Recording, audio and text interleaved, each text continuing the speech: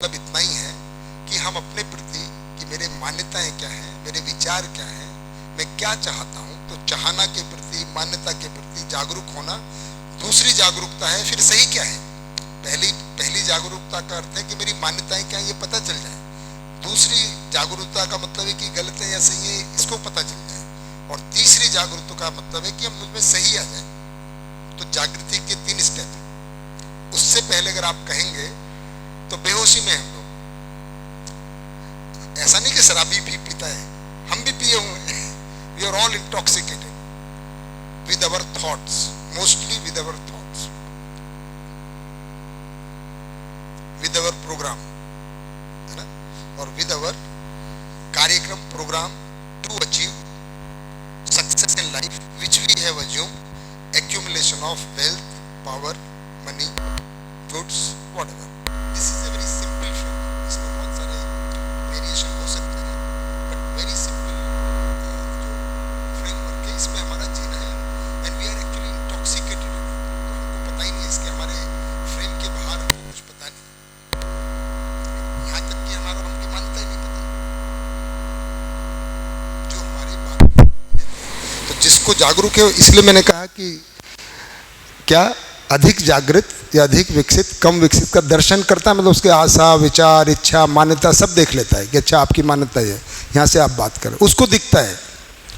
कम जागृत को एहसास होता है, भास होता है कि यार इसको पता है, इसको मेरी बात का पता कैसे चल गया, ये इसने कैसे बताया कि मैं ऐसा सोच रहा हूँ, है ना। जैसे कल बात कर रहे थे कि श्री राम भैया का आपने उदाहरण दिया कि नागराज जी ने बोला कि पहले, है ना, आपने बताया था या कुलदीप, हाँ कुलदीप भैया ने बताया था। श्री राम भैया का उदाहरण जो दिया था कि नागराज जी ने उनको बोला पहले अपने काम पे ध्यान दो, ऐसा तो कुलदीप भैया ने बताया था। आगे बढ़े फिर, तो ये आज की सुबह की चर्चा वहाँ पहुँच गई जैसे कल शुभ्रांशु भैया ने केवल धैर्य के ऊपर बात की थी कल परसों, तो वो काफ़ी एक, है ना, उससे कनेक्टेड जितनी भी बातें हैं वो आ गए थे।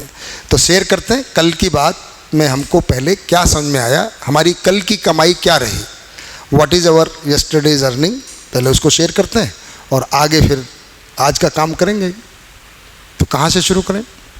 आपके हाथ में माइक है, आप ही शुरू करें उधर भी माइक है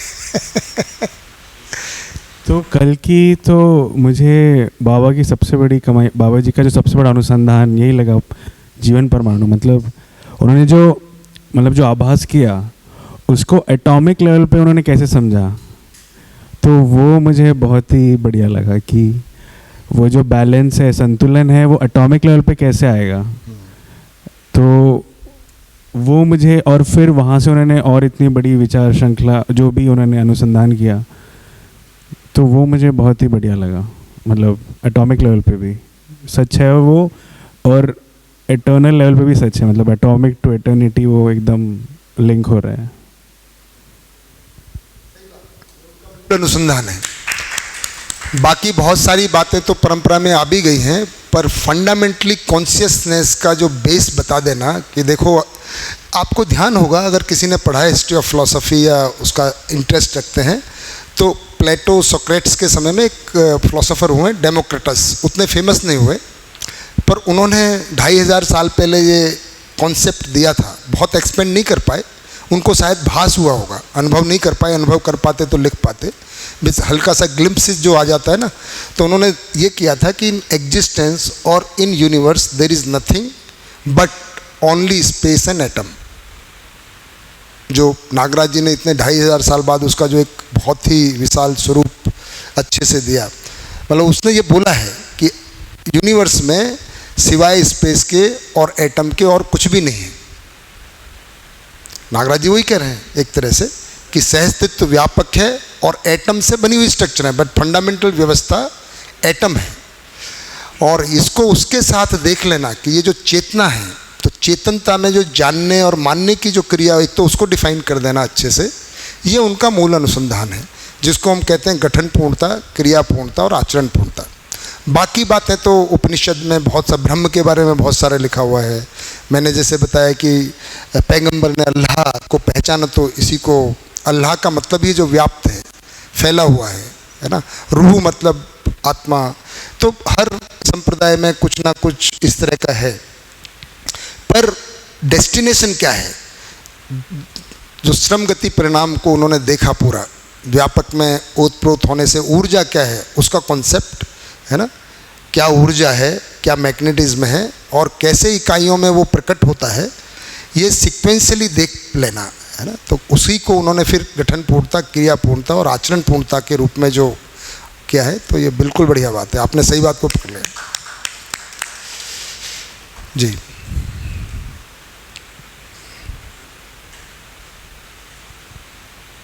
तो कल जो जीवन के बारे में मतलब जितना सीख रहे जान रहे काफ़ी कुछ मज़ेदार लग रहा है, जैसे कि वो वेटलेस परमाणु वेटलेस है, हाँ, पुंजाकार है, ये सब तो अच्छा लगा।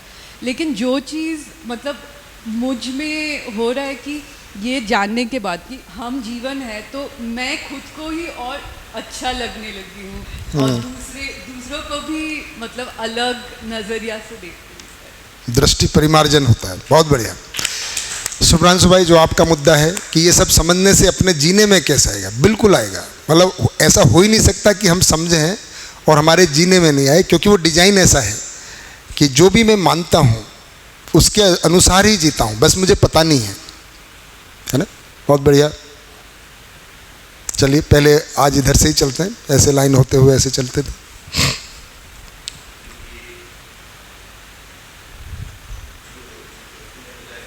मेरे ख्याल से माइक फिर से, हाँ हाँ जी। जो प्रफुल्ल ने बताया वो तो हाईलाइट था ही कल का, हाँ। पर उसकी चर्चा मैं नहीं करूँगा। पर पद चक्र भी बहुत महत्वपूर्ण था, जो संक्रमण समझ में आया, राइट, कि मनुष्य हैं हम तो पशु भी हो सकते हैं और मानव होके और आगे भी जा सकते हैं। तो जैसे कल ही नहीं परसों भी आपने बताया था कि ऊपर जाना ही नियति है, पर जैसे हम हमेशा सामान्यतः बात करते हैं कि पानी नीचे ही जाता है या मनुष्य नीचे ही गिरता है, आप कह रहे हैं कि वो ऊपर जाता है। तो ग्रेविटेशन की बात नहीं कर रहा हूँ मैं, पर क्या ये सामान्य की एक भ्रांति है कि नीचे ही जाता है? जी, तो हमारी एक प्रवृत्ति है मानव की, क्योंकि कल्पनाशीलता और कम स्वतंत्रता है, यानी कि आशा विचार इच्छा की क्रिया है, तो कोई एक क्रिया को दूसरों पर आरोपित करने का एक है, उससे अनुसंधान भी होते हैं और उससे भ्रम भी बनता है। तो फॉर एग्जाम्पल, जैसे आपने कहा हमने पानी को नीचे बहते हुए देखा, तो इसको सब पे लागू कर देना कि इसका मतलब आदमी भी नीचे ही जाता है, वो डेफिनेटली ग्रेविटेशन की वजह से जा रहा है। पर मानव तो फिजिकल एंटिटी नहीं है ना, मानव तो जीवन चैतन्य भी है। जैसे कल हमारी इस पे बहुत सारी चर्चा हुई ना, प्रफुल्ल भाई ने इसको उठाया कि ये बिल्कुल जड़ के नियमों का क्यों नहीं पालन कर रहा है, नहीं कर रहा है।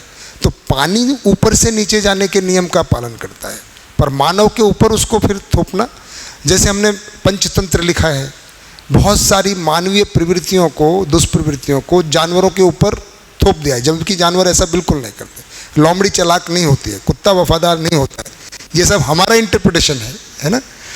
वो उसी तरह से हमने कोई एक नियम को सब पे लागू करने की जो ये प्रवृत्ति, ये भ्रम है। जैसे मानव प्राणी है या मानव जानवरी है, तो जानवर का कुछ है पर जानवरों से अधिक भी है। पर एक संप्रदाय है जो नेचुरलिस्ट बोलते हैं, नेचुरलिस्ट का मतलब जानवरों की तरह जीना, उस तरह का ही ये है कि भाई सब नीचे ही जाते हैं, जबकि अस्तित्व में जो डायरेक्शन है वो जागृति यानी विकास की ओर है। मैं आपकी बात से सहमत होना चाहता हूं, पर यहीं पर किसी एक शिविर में उदाहरण दिया गया था कि अहिवारा में दारू की दुकान खोल दो तो हजारों की भीड़ आएगी। हाँ, यहाँ पे हम अमृत बांट रहे हैं पर हाँ, कोई नहीं आता है। तो ये भी पूरी तरह से हमने अगर इसको देखेंगे तो हजारों की भीड़ आना स्वाभाविक है, क्योंकि अभी मानव जिस स्थिति में है उस स्थिति में उसको उसी में सुख, ज़्यादा लोगों को उसमें दिखता है, तो ये नेचुरल है। मतलब जिस भी भाई ने ये वो दिया है स्टेटमेंट, मुझे उसका एग्जैक्ट आशय नहीं पता है, पर ये बिल्कुल स्वाभाविक है। मतलब वो ये जो गति है ना जागृति की ओर, लेकिन वो लूप में है। तो आदमी जहाँ है पहले सुख की तलाश में, तो वहीं सुख ढूंढेगा। अगर उसको कोई ऑप्शन अभी नहीं मिली है तो और दारू पीना ही उसका अभी सुख है, तो आप उसको कितना ही ज्ञान दीजिए वो दारू ही पिएगा, क्योंकि सुख धर्म है, वो बिल्कुल फंडामेंटल है। जो आज सुबह ब्रेकफास्ट पे बोल रहे थे कि सबसे बड़ा चीज़ मानव कोई भी चीज़ का धर्म है, धर्म से न्याय, न्याय से उसका व्यवहार, चलित किससे, धर्म से होता है। तो मानव सुख धर्मी है, तो ये भी उसमें मतलब कॉन्ट्राडिक्ट नहीं करता। वो समझदार व्यक्ति दारू पी लेगा वो डायरेक्शन नहीं बनेगी, पर दारू पीता हुआ समझदार हो सकता है, ये डायरेक्शन बनेगी। ठीक है जी।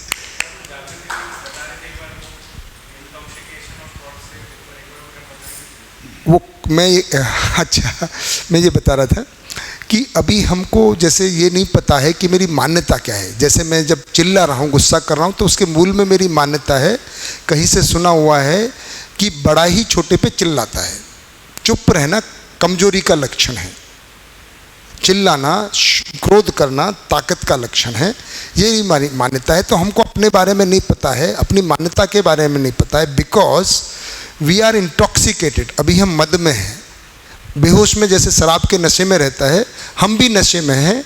रूप, धन, बल, पद या उनको इकट्ठा करना का भी नशा है, ये नशे की मैं बात कर रहा हूँ। तो इस नशे के चक्कर में, क्योंकि हमारा जो पूरा थॉट है या अटेंशन है ना, वो सब कहाँ ऑक्यूपाइड है सुबह उठ के, इनमें से ही किसी को कैसे पाना है, किसको बात करना है, उसी को बात करेंगे जो इनको एक्विजिशन में हमारी मदद करे, है ना। तो इसको मैं इंटॉक्सिकेशन ही कह रहा था, ये मद है। हाँ, तो मैं फिर वो जागृति के स्टेप बता रहा था। तो अभी तो हमको यही नहीं पता है। तो पहली जागृति का लक्षण है कि मुझे अपने आशा यानी कि थॉट, ये होप, किस तरह का मेरा स्वाद है, किस तरह का मैं आस्वादन करता हूँ, अभी बस करता हूँ, मुझे पता नहीं है मैं क्या करता हूँ, क्यों करता हूँ। वो बिल्कुल ही इंस्टिंक्टिव है ना, जानवरों की तरह। इसीलिए जीव चेतना बोला गया है। बस सुबह उठ के चाय चाहिए, क्यों चाहिए मैं सोचता भी नहीं हूँ, बस चाहिए, क्योंकि उसका एक आदत पड़ गया है। तो मेरा आस्वादन है उसमें। मुझे कोई अगर वैसी ना मिले किसी दिन, तो तब मेरी हालत देखो, मैं आग बबूला हो जाता हूँ। यानी कोई भी जो बनाता है उस दिन वैसा नहीं बना के लाया, तो मेरी स्थिति क्या होती है, बिल्कुल परेशान, है ना। तो उसको इंटॉक्सिकेशन में बोल रहा हूँ कि अपने स्वाद में, है ना, उनको चीज़ों को इकट्ठा करने में मैं अभी इंटॉक्सिकेटेड हूँ। तो मुझे अभी ये नहीं पता है कि मेरा स्वादन क्या है, क्यों मैं उसको ले रहा हूँ, मेरे विचार क्या हैं, मेरी मान्यताएं क्या हैं। पहली जागृति ये हुई। अब ये जरूरी नहीं हो कि ये सही हो। तो दूसरी जागृति का स्तर है कि फिर सही क्या होगा। जैसे कोई भी व्यक्ति नहीं मानेगा ना कि मैं दुखी हूँ, है ना। जैसे मैंने बताया, सोता हुआ नहीं सोचेगा कि वो सपना देख रहा है। भ्रमित व्यक्ति ये मानेगा ही नहीं कि वो भ्रम में है, वो जो भी स्थिति में उसको सही मान रहा है। तो पहली जागरूकता यही है कि उसको अपना भ्रम का भी तो पता चले कि अरे यार ये मेरी मान्यता है ना। तो वो दूसरी स्थिति हुई। तो सही क्या है, वो तीसरी स्थिति हुई। चौथी स्थिति, अब मैं उस सही को स्वीकार कर लूँ और उसके अनुसार जीऊँ, वो भी जागृति। ये जागृति की पूर्णता हो गई कि जो मैंने सही को स्वीकार किया, सही को पहचाना, उसके अनुसार मैं ना जीना भी शुरू हुआ। तो ये मैं जागृति के स्टेप्स इस तरह से बता रहा था।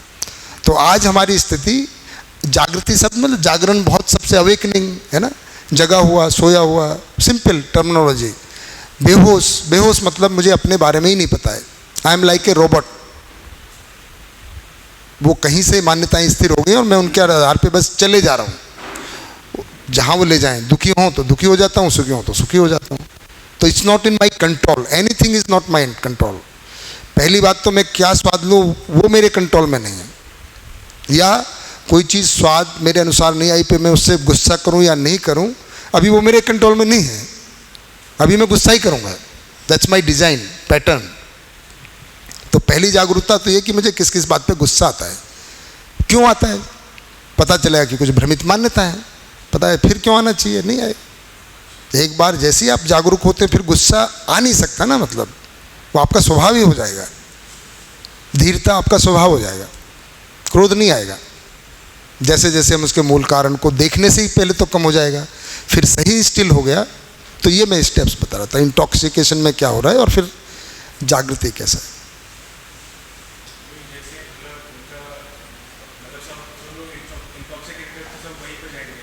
हाँ उधर ही जाएंगे, क्योंकि अभी सोए हुए हैं ना भाई, तो नेचर है मतलब। पर जो मुद्दा है डायरेक्शन, लेकिन जब वो जागृत होंगे तो छोड़ देंगे, मतलब उनको लगेगा कि इसका कोई उपयोग नहीं है, कोई मूल्य नहीं है उसमें। ठीक है शुभ्रांशु भाई, हाँ जी। कल का टॉपिक में मुझे जो समझ आया है, मैं हालांकि पीछे भी चल रहा हूँ, ऐसा अपने आप को महसूस हो रहा है। कोई तो दिक्कत की बात नहीं, पीछे आगे हम सब साथ साथ हैं, है ना। हाँ जी। तो जड़ जो है वो प्रकटन है, ऐसा मतलब है, और चैतन्य जो है उसकी रचना होती है, लेकिन विरचना नहीं होती है। जीवन की विरचना नहीं होती। जी जी जी। तो ये मतलब मुझे समझ में आया है। और कल जो हुआ है उसमें जहाँ जीवन है वहाँ आशा, विचार, इच्छा, ऋतंभ्रा। हाँ।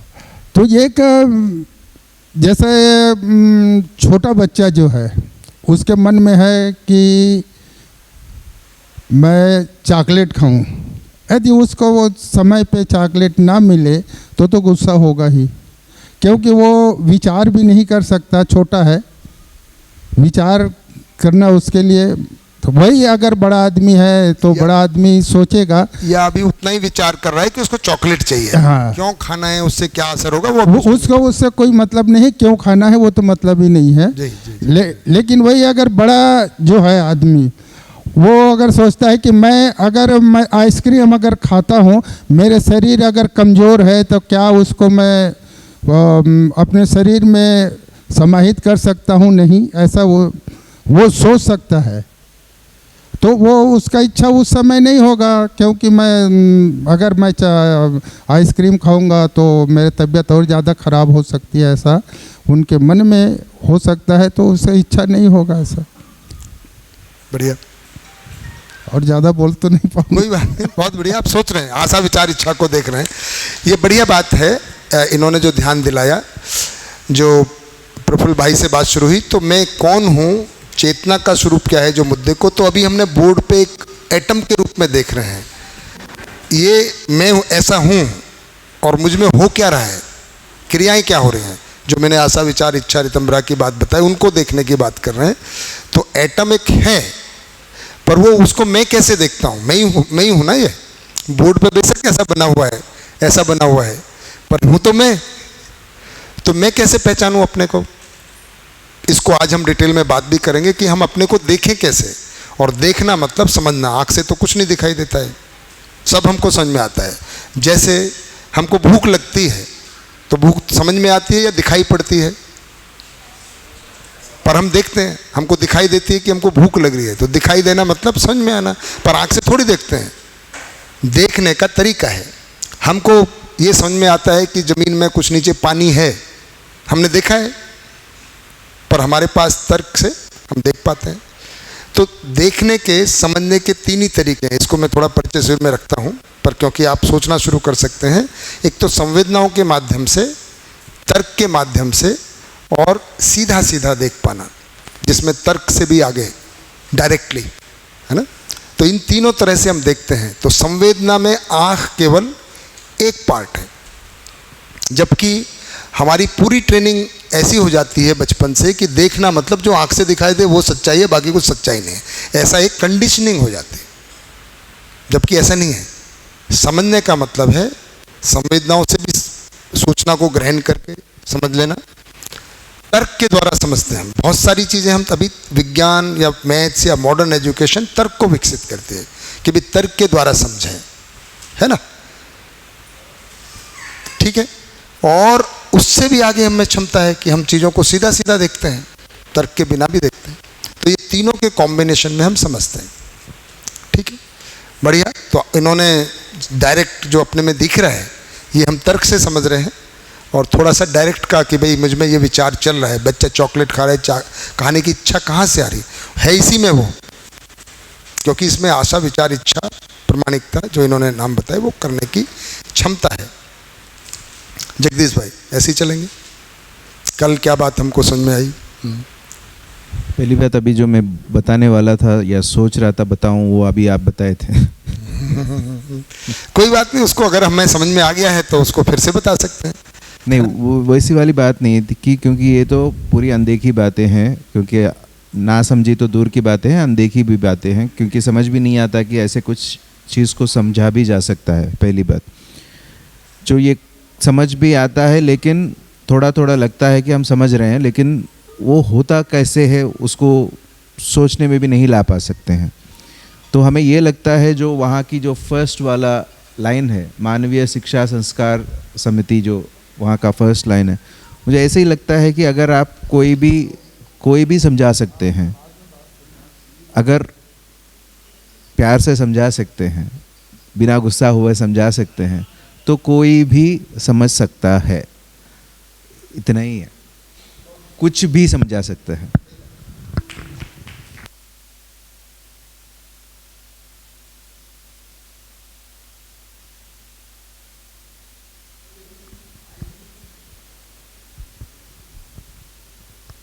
सभी को नमस्कार। नमस्कार। सर, मुझे ऐसा लगता है कि जैसे जैसे मैं बार बार इसको सुन रहा हूँ तो एक कृतज्ञता का भाव बनते जा रहा है बाबा जी के प्रति।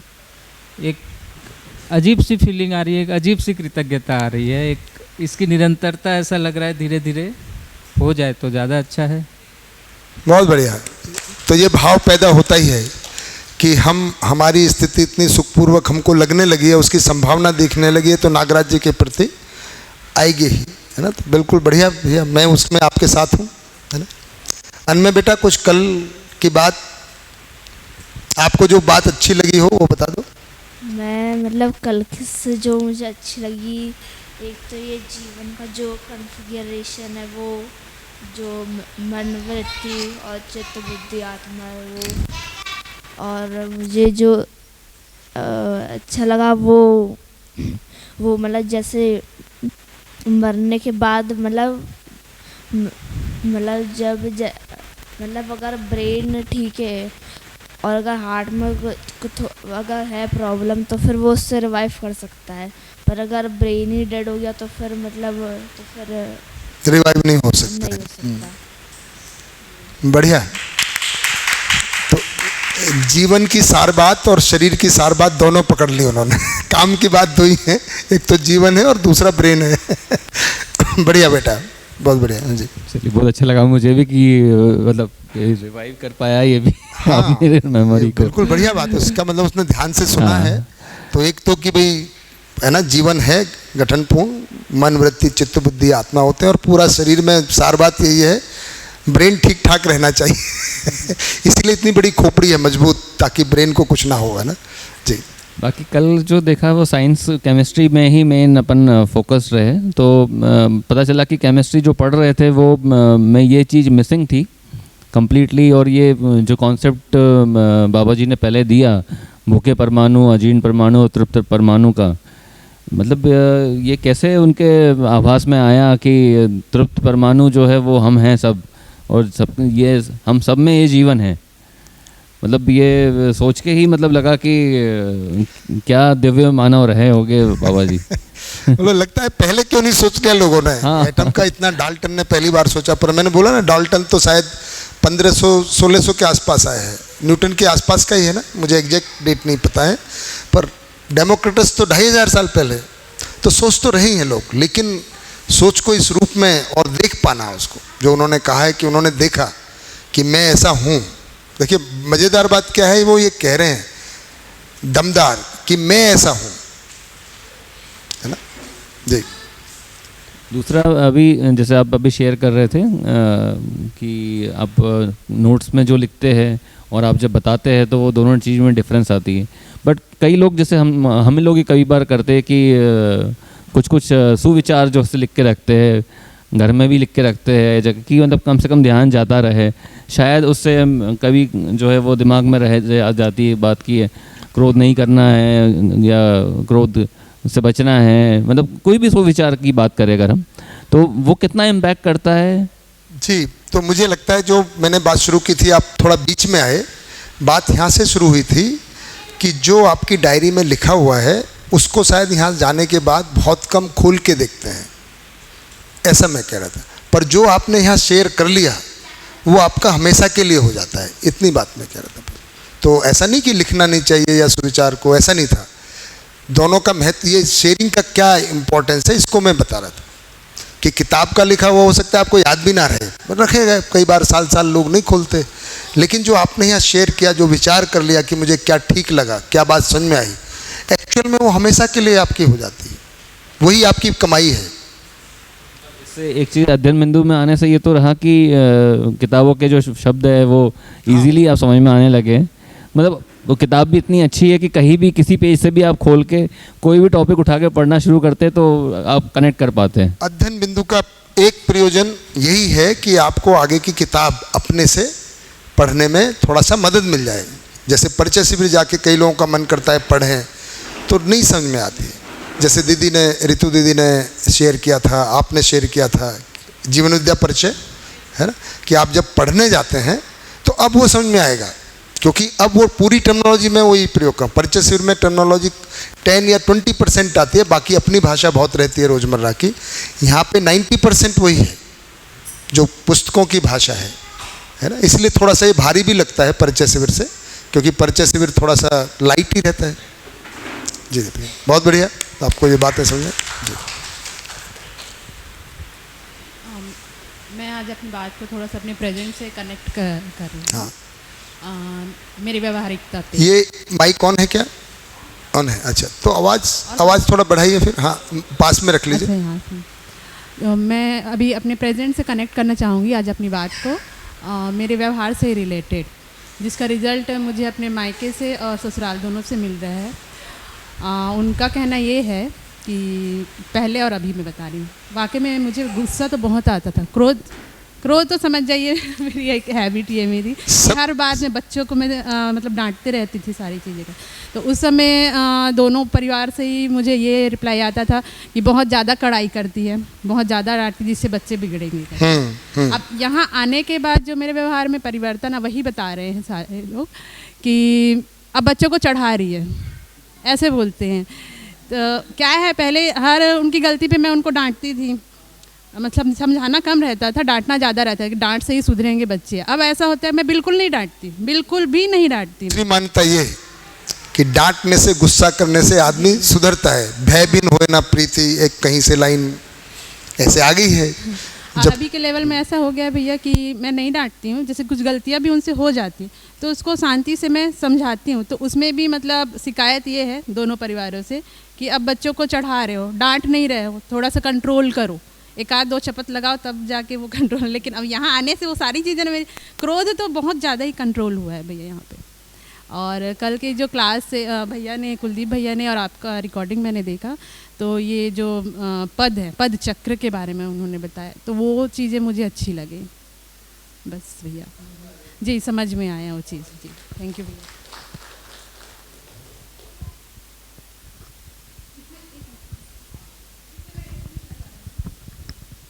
प्रश्न भी था, तो ये जो व्यवहार परिवर्तन मेरे अंदर लोग देख रहे हैं, मैं भी देख रही हूँ, तो क्या ये 4.5 क्रियाएं जो होती है वो उसके अंतर्गत नहीं है? अभी तो 4.5 क्रिया में है, हाँ, पर 4.5 क्रिया में भी बहुत अच्छा हो जाता है दीदी।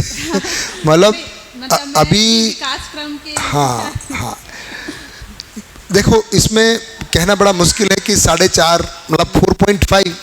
अब मैं मैथमेटिकल भाषा प्रयोग करूं तो ऐसा कह सकता हूं कि आप में 4.6 हो गया है।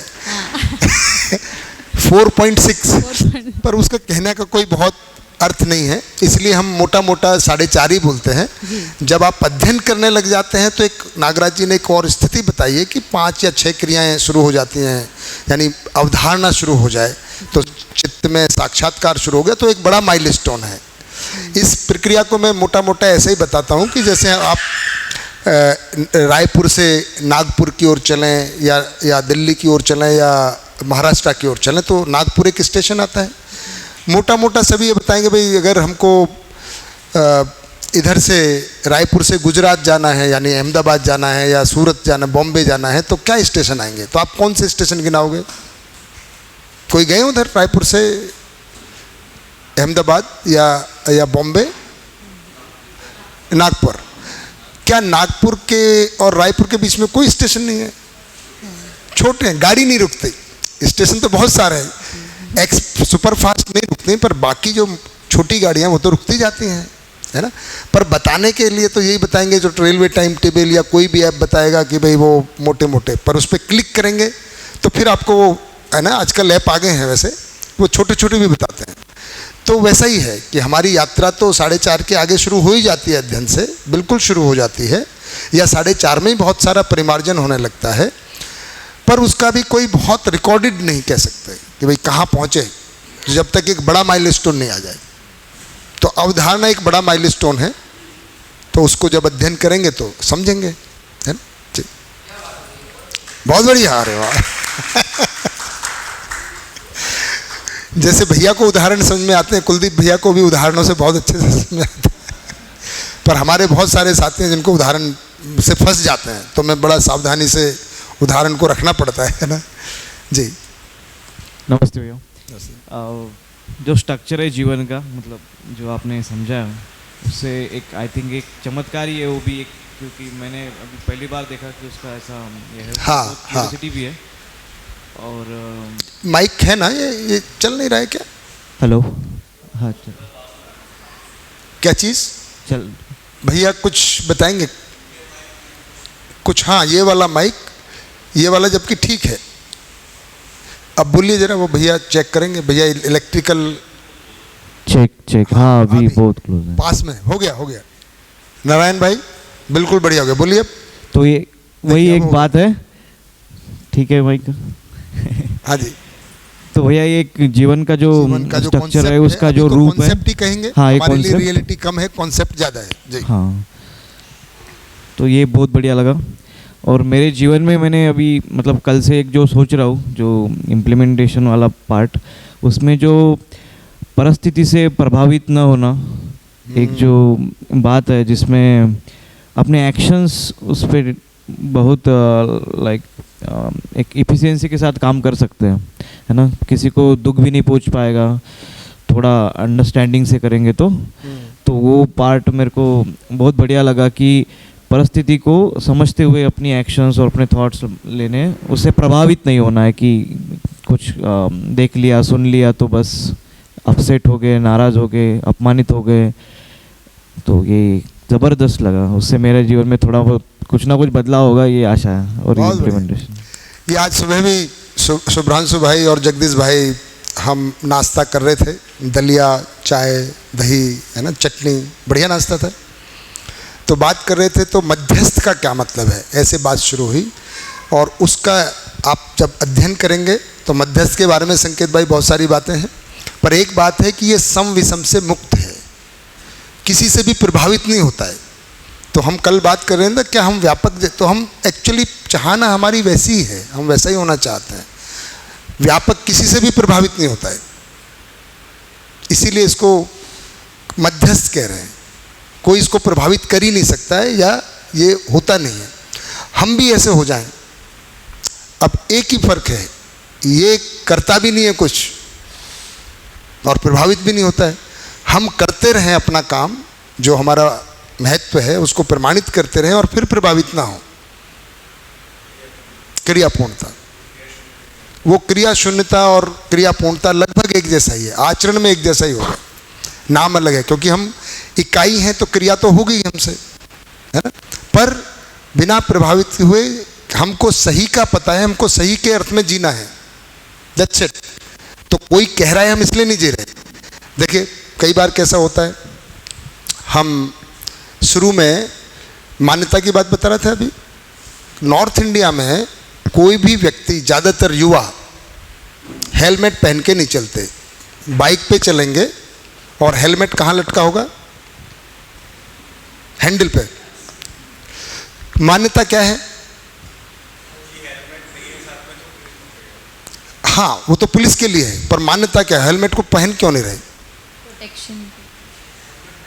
हेलमेट पहन क्यों नहीं रहे? हेलमेट है, साथ में है, पर लटका हुआ है हैंडल से, ऐसे है, हेलमेट यहाँ लटका मिलेगा। मैं नॉर्थ इंडिया में, इधर मैंने ज़्यादा ध्यान नहीं दिया है, इधर अभी उतना प्रचलन नहीं आया, हेलमेट का प्रचलन ही नहीं है, अब शुरू हो रहा है। नॉर्थ इंडिया में दिल्ली में जाते हैं, लखनऊ उधर, है ना, तो हेलमेट तो होगा, लेकिन वो सर पे नहीं होगा, वो कहाँ होगा? तो क्या मान्यता है? हाँ, लेकिन पहन क्यों नहीं रहे? उसके पीछे क्या मान्यता है? वो तो फाइन से बाल खराब है, वो तो लेडीज के लिए हो सकता है। मूल मान्यता यह है, हेलमेट पहनना कमजोरी है, डर है। तो शान दिखाना है अपने गर्लफ्रेंड को, बॉयफ्रेंड को या अपने रिश्तेदारों को कि मैं डरता थोड़ी हूँ, मतलब डरता नहीं हूँ। भय मुक्ति होना चाहता है, पर वो तरीका बड़ा बेवकूफ़ी वाला है, क्योंकि जरा से गिरे। मूल मान्यता है। तो पहला, प्रभावित नहीं होना चाहते पर प्रभावित तो ही। तो पहला काम कर रहे हैं कि भाई पुलिस आई और तुरंत लगा ले, देखा हाँ पुलिस है, तो प्रभावित हुए, समझ आई कि यार ये डर वर का नहीं है, ये हमारी सुरक्षा के लिए है। तो पुलिस की ज़रूरत नहीं है अब पहनने के लिए। अब मुझे सही जीना है, तो मैं प्रभावित होना बंद हो गया। रिश्तेदारों से भी, जिनको मैं दिखाना चाह रहा था, भाई बंधु, कि भाई मैं देखो कितना मैचो आदमी हूँ, मैं हेलमेट नहीं पहनता हूँ, सीट बेल्ट नहीं लगाता हूँ, ये तो डरपोकों की निशानी है, ये मान्यता है। इससे मुक्त हो गया, इस प्रभाव से मुक्त हो गया कि सही क्या है, हेलमेट पहनना चाहिए, क्योंकि एक्सीडेंट का एक पॉसिबिलिटी रहती है, गिरेंगे तो चोट नहीं लगेगी। अब उसके लिए पुलिस का होना जरूरी नहीं है। तो आप प्रभाव से मुक्त हुए, पर गाड़ी फिर भी चला रहे हैं, तो आप क्रिया शून्य नहीं हो गए, इतना बहुत बढ़िया। आर्या बेटा। भैया कल काफ़ी चीज़ें डिस्कस हुई वैसे, बट मेरा ध्यान गया जो हमने स्टार्ट किया था कि अस्तित्व में भ्रम के स्वरूप से, कि जो सेल्फ मेड हम सोचते हैं, सो कॉल्ड सेल्फ मेड, तो सेल्फ मेड जैसा कुछ पापा नहीं था। है आसपास कि नहीं है? नहीं है अभी तभी बताएंगे। हाँ जी। तो जो सो कॉल्ड हम बोलते हैं सेल्फ मेड, तो वैसा कुछ नहीं होता। हर एक इकाई कंट्रीब्यूट कर रही है, हर एक इकाई का एक प्रयोजन है, ये है, तो वो हर कोई पूरक है। तो वो एक चीज़ समझी कि सेल्फ मेड जैसा कुछ नहीं होता, कुछ सब नहीं। हाँ, सब कंट्रीब्यूट करते हैं। मतलब गठनपूर्ण भी अपने आप नहीं हो जाता, हाँ। सबका सहयोग है उसमें जी। जो नारायण भाई ने कुछ ब्रह्मांडीय किरणों का भी नाम दिया था, है ना, तो मतलब सबका प्रभाव है जी। बढ़िया जी। और जो हमने पद चक्र पढ़ा, तो उसमें भी मतलब जो रिवर्सिबिलिटी, क्या क्या चीज़ें रिवर्सिबल इरिवर्सिबल है, वो सब। और जो मेन चीज़ उसमें हाईलाइट हुई कि भ्रमित और समझदार मानव में क्या डिफरेंस है। तो आपने एक एग्जांपल बताया था कि सोए हुए और ध्यानस्थ आदमी में जो डिफरेंस है स्थिति का, वही उन दोनों में डिफरेंस है, फिर उसमें क्रियाएं वगैरह इंक्लूडेड है, तो वो बहुत अच्छे से क्लियर हुआ। बहुत बढ़िया जी, बहुत अच्छा। दीपक भाई। नमस्कार सभी को। तो मेरा जो लर्निंग था कल का, वो लगभग वही जो संकेत भैया ने शेयर किया उसी तरीके का ही था। पहली बात ये, क्योंकि संपर्क बहुत पहले से है, लेकिन एक जो बात आती थी कि कहीं केवल ये ज्ञान थोथा तो नहीं है, मतलब कहीं ये ज्ञान थोथा खाली। हाँ जी, तो ऐसा तो नहीं है कि कोई शब्द हैं और केवल बोलने की बात है। हाँ, तो जो शुरुआत में भैया ने भी वहाँ से स्टार्ट किया था, सुप्रांशु भैया ने, और जो बोल रहे थे कि ये व्यवहार में कैसे आएगा, और आपने उसे बहुत अच्छे से बताया अभी कि जैसे जैसे चीज़ें समझ में आती जाएंगी वो व्यवहार में आएगा ही। और नीलिमा दीदी का भी शेयरिंग था कि क्रोध अपने आप धीरे धीरे कम हुआ, तो ये धीरे धीरे दिखाई भी देता है। और जो जैसे मैं बोला कि संकेत भैया जो बोल रहे थे, वही सब मैं बात बोलना चाह रहा था कि एक समझदार व्यक्ति ही है जो कभी प्रभावित नहीं होता, और हम सभी ऐसा बनना चाहते हैं जहां हम प्रभावित ना हो किसी से, पर जाने अनजाने में हम बोलते ज़रूर हैं कि हम प्रभावित नहीं होते, पर होते तो हैं। चाहे टीवी का ऐड देखें, कोई फिल्म देखें, चाहे कुछ और हो, तो कब ऐसा होगा। और जो आप शुरुआत कल किए थे कि वो भी लाइन क्लियर हो रही थी कि विकसित अविकसित का दर्शन कर पाता है, और अविकसित जो है वो विकसित का भास आभास कर पाता है। तो विकसित दर्शन कर पाता है, शायद वो तभी हो पाता होगा जब वो प्रभावित होना बंद कर दे। सही बात। तो ये एक समझ बनी थी भैया। बहुत बढ़िया। तो इसको आज और अच्छे से जीवन क्रिया के रूप में देख लेंगे। आपने बोले कि हम कब ऐसा हो जाता है कि हम प्रभावित होना बंद कर दें, है ना, तो उसको देख लें। हेमंत भाई आप करेंगे पहले? हाँ जी। कल हमको क्या समझ में आया, ये बात चल रही है अभी हमारा सुबह का ये सभी को गुड मॉर्निंग। तो वैसे पहले दिन से सभी को पता है कि मेरा डर क्या था, है ना, मरने की जो ये थी वही मेरा डर था। तो कल पहली बार मैंने खुद को ऐसा गड्ढे गड्ढे में देखा, वो गड्ढा गड्ढा वैसा मैंने खुद को देखा कि यार मैं ऐसा हूँ, गड्ढा गड्ढा गड्ढा गड्ढा। यानी जो कभी जा ही नहीं सकता। ये दिख रहा है डर इस चमड़ी का था, है ना, ये जाने वाला है। तो चमड़ी क्या है, मुझे तो ये इतना डर था कि अपनी जाने वाले इतना सब कुछ सजा के बैठे हैं, जाने का डर नहीं है, लेकिन जब तक तो अभी तो ये, और फिर तो मेरा तो ठीक है, तो मैं दूसरा था कि नेक्स्ट जनरेशन के लिए वो क्लियर हो गया। फिर तो ये भी पता चला मैं भी तो और सोने पर सुहागा। अब तो ये हुआ, फिर पता चला कि उसमें भी अब तो ये है कि ऐसे गड्ढा गड्ढा गड्ढा हूँ मैं तो पूरा सीधा सीधा सीधा छुपा छापा जो भी है, तो पूरा ने यही निकल गया है, मुक्त हो गए आप। अब तो ये भी नहीं लग रहा कि अब खुद को अंदर से ऐसा लग रहा है कि मैं एक्सप्लेन नहीं कर पाया, ऐसे हवा ऐसे अंदर निकल रही है, ये ऐसा वाला ऊपर ही पकड़ा हुआ है कुछ तो भी कपड़ा ऐसा महसूस हो रहा है लिटरली। तो इट्स ओवरवेलमिंग। Thank you. बहुत बढ़िया। कुछ झलकियाँ, इसको हम ग्लिम्पसेस कहते हैं, भास हो जाना। भाषा से संकेत भैया, भास होता है मेरा शरीर तो छलनी है पूरा, है ही वैसे छलनी है। अगर इसको जूम कर देंगे, है ना, तो दिखेगा सब गड्ढे गड्ढे ही है, एक्चुअल में है भी। पसीना तो निकलता ही है ना, पसीना कहाँ से निकल रहा है, गड्ढे तभी तो निकल रहा है। पर अगर इसको और जूम करके देखेंगे तो पता है ये खाली है, एक्चुअल में बहुत कम मटेरियल है ना। लोग बोलते हैं अगर पूरी धरती के मैटर को अगर रखें, है ना, तो लगभग इतना निकलेगा जितना स्पेस इसने घेरा हुआ है, कि फुटबॉल के उसमें अगर केंद्र में बॉल को रख दें तो इतना ही मैटर है।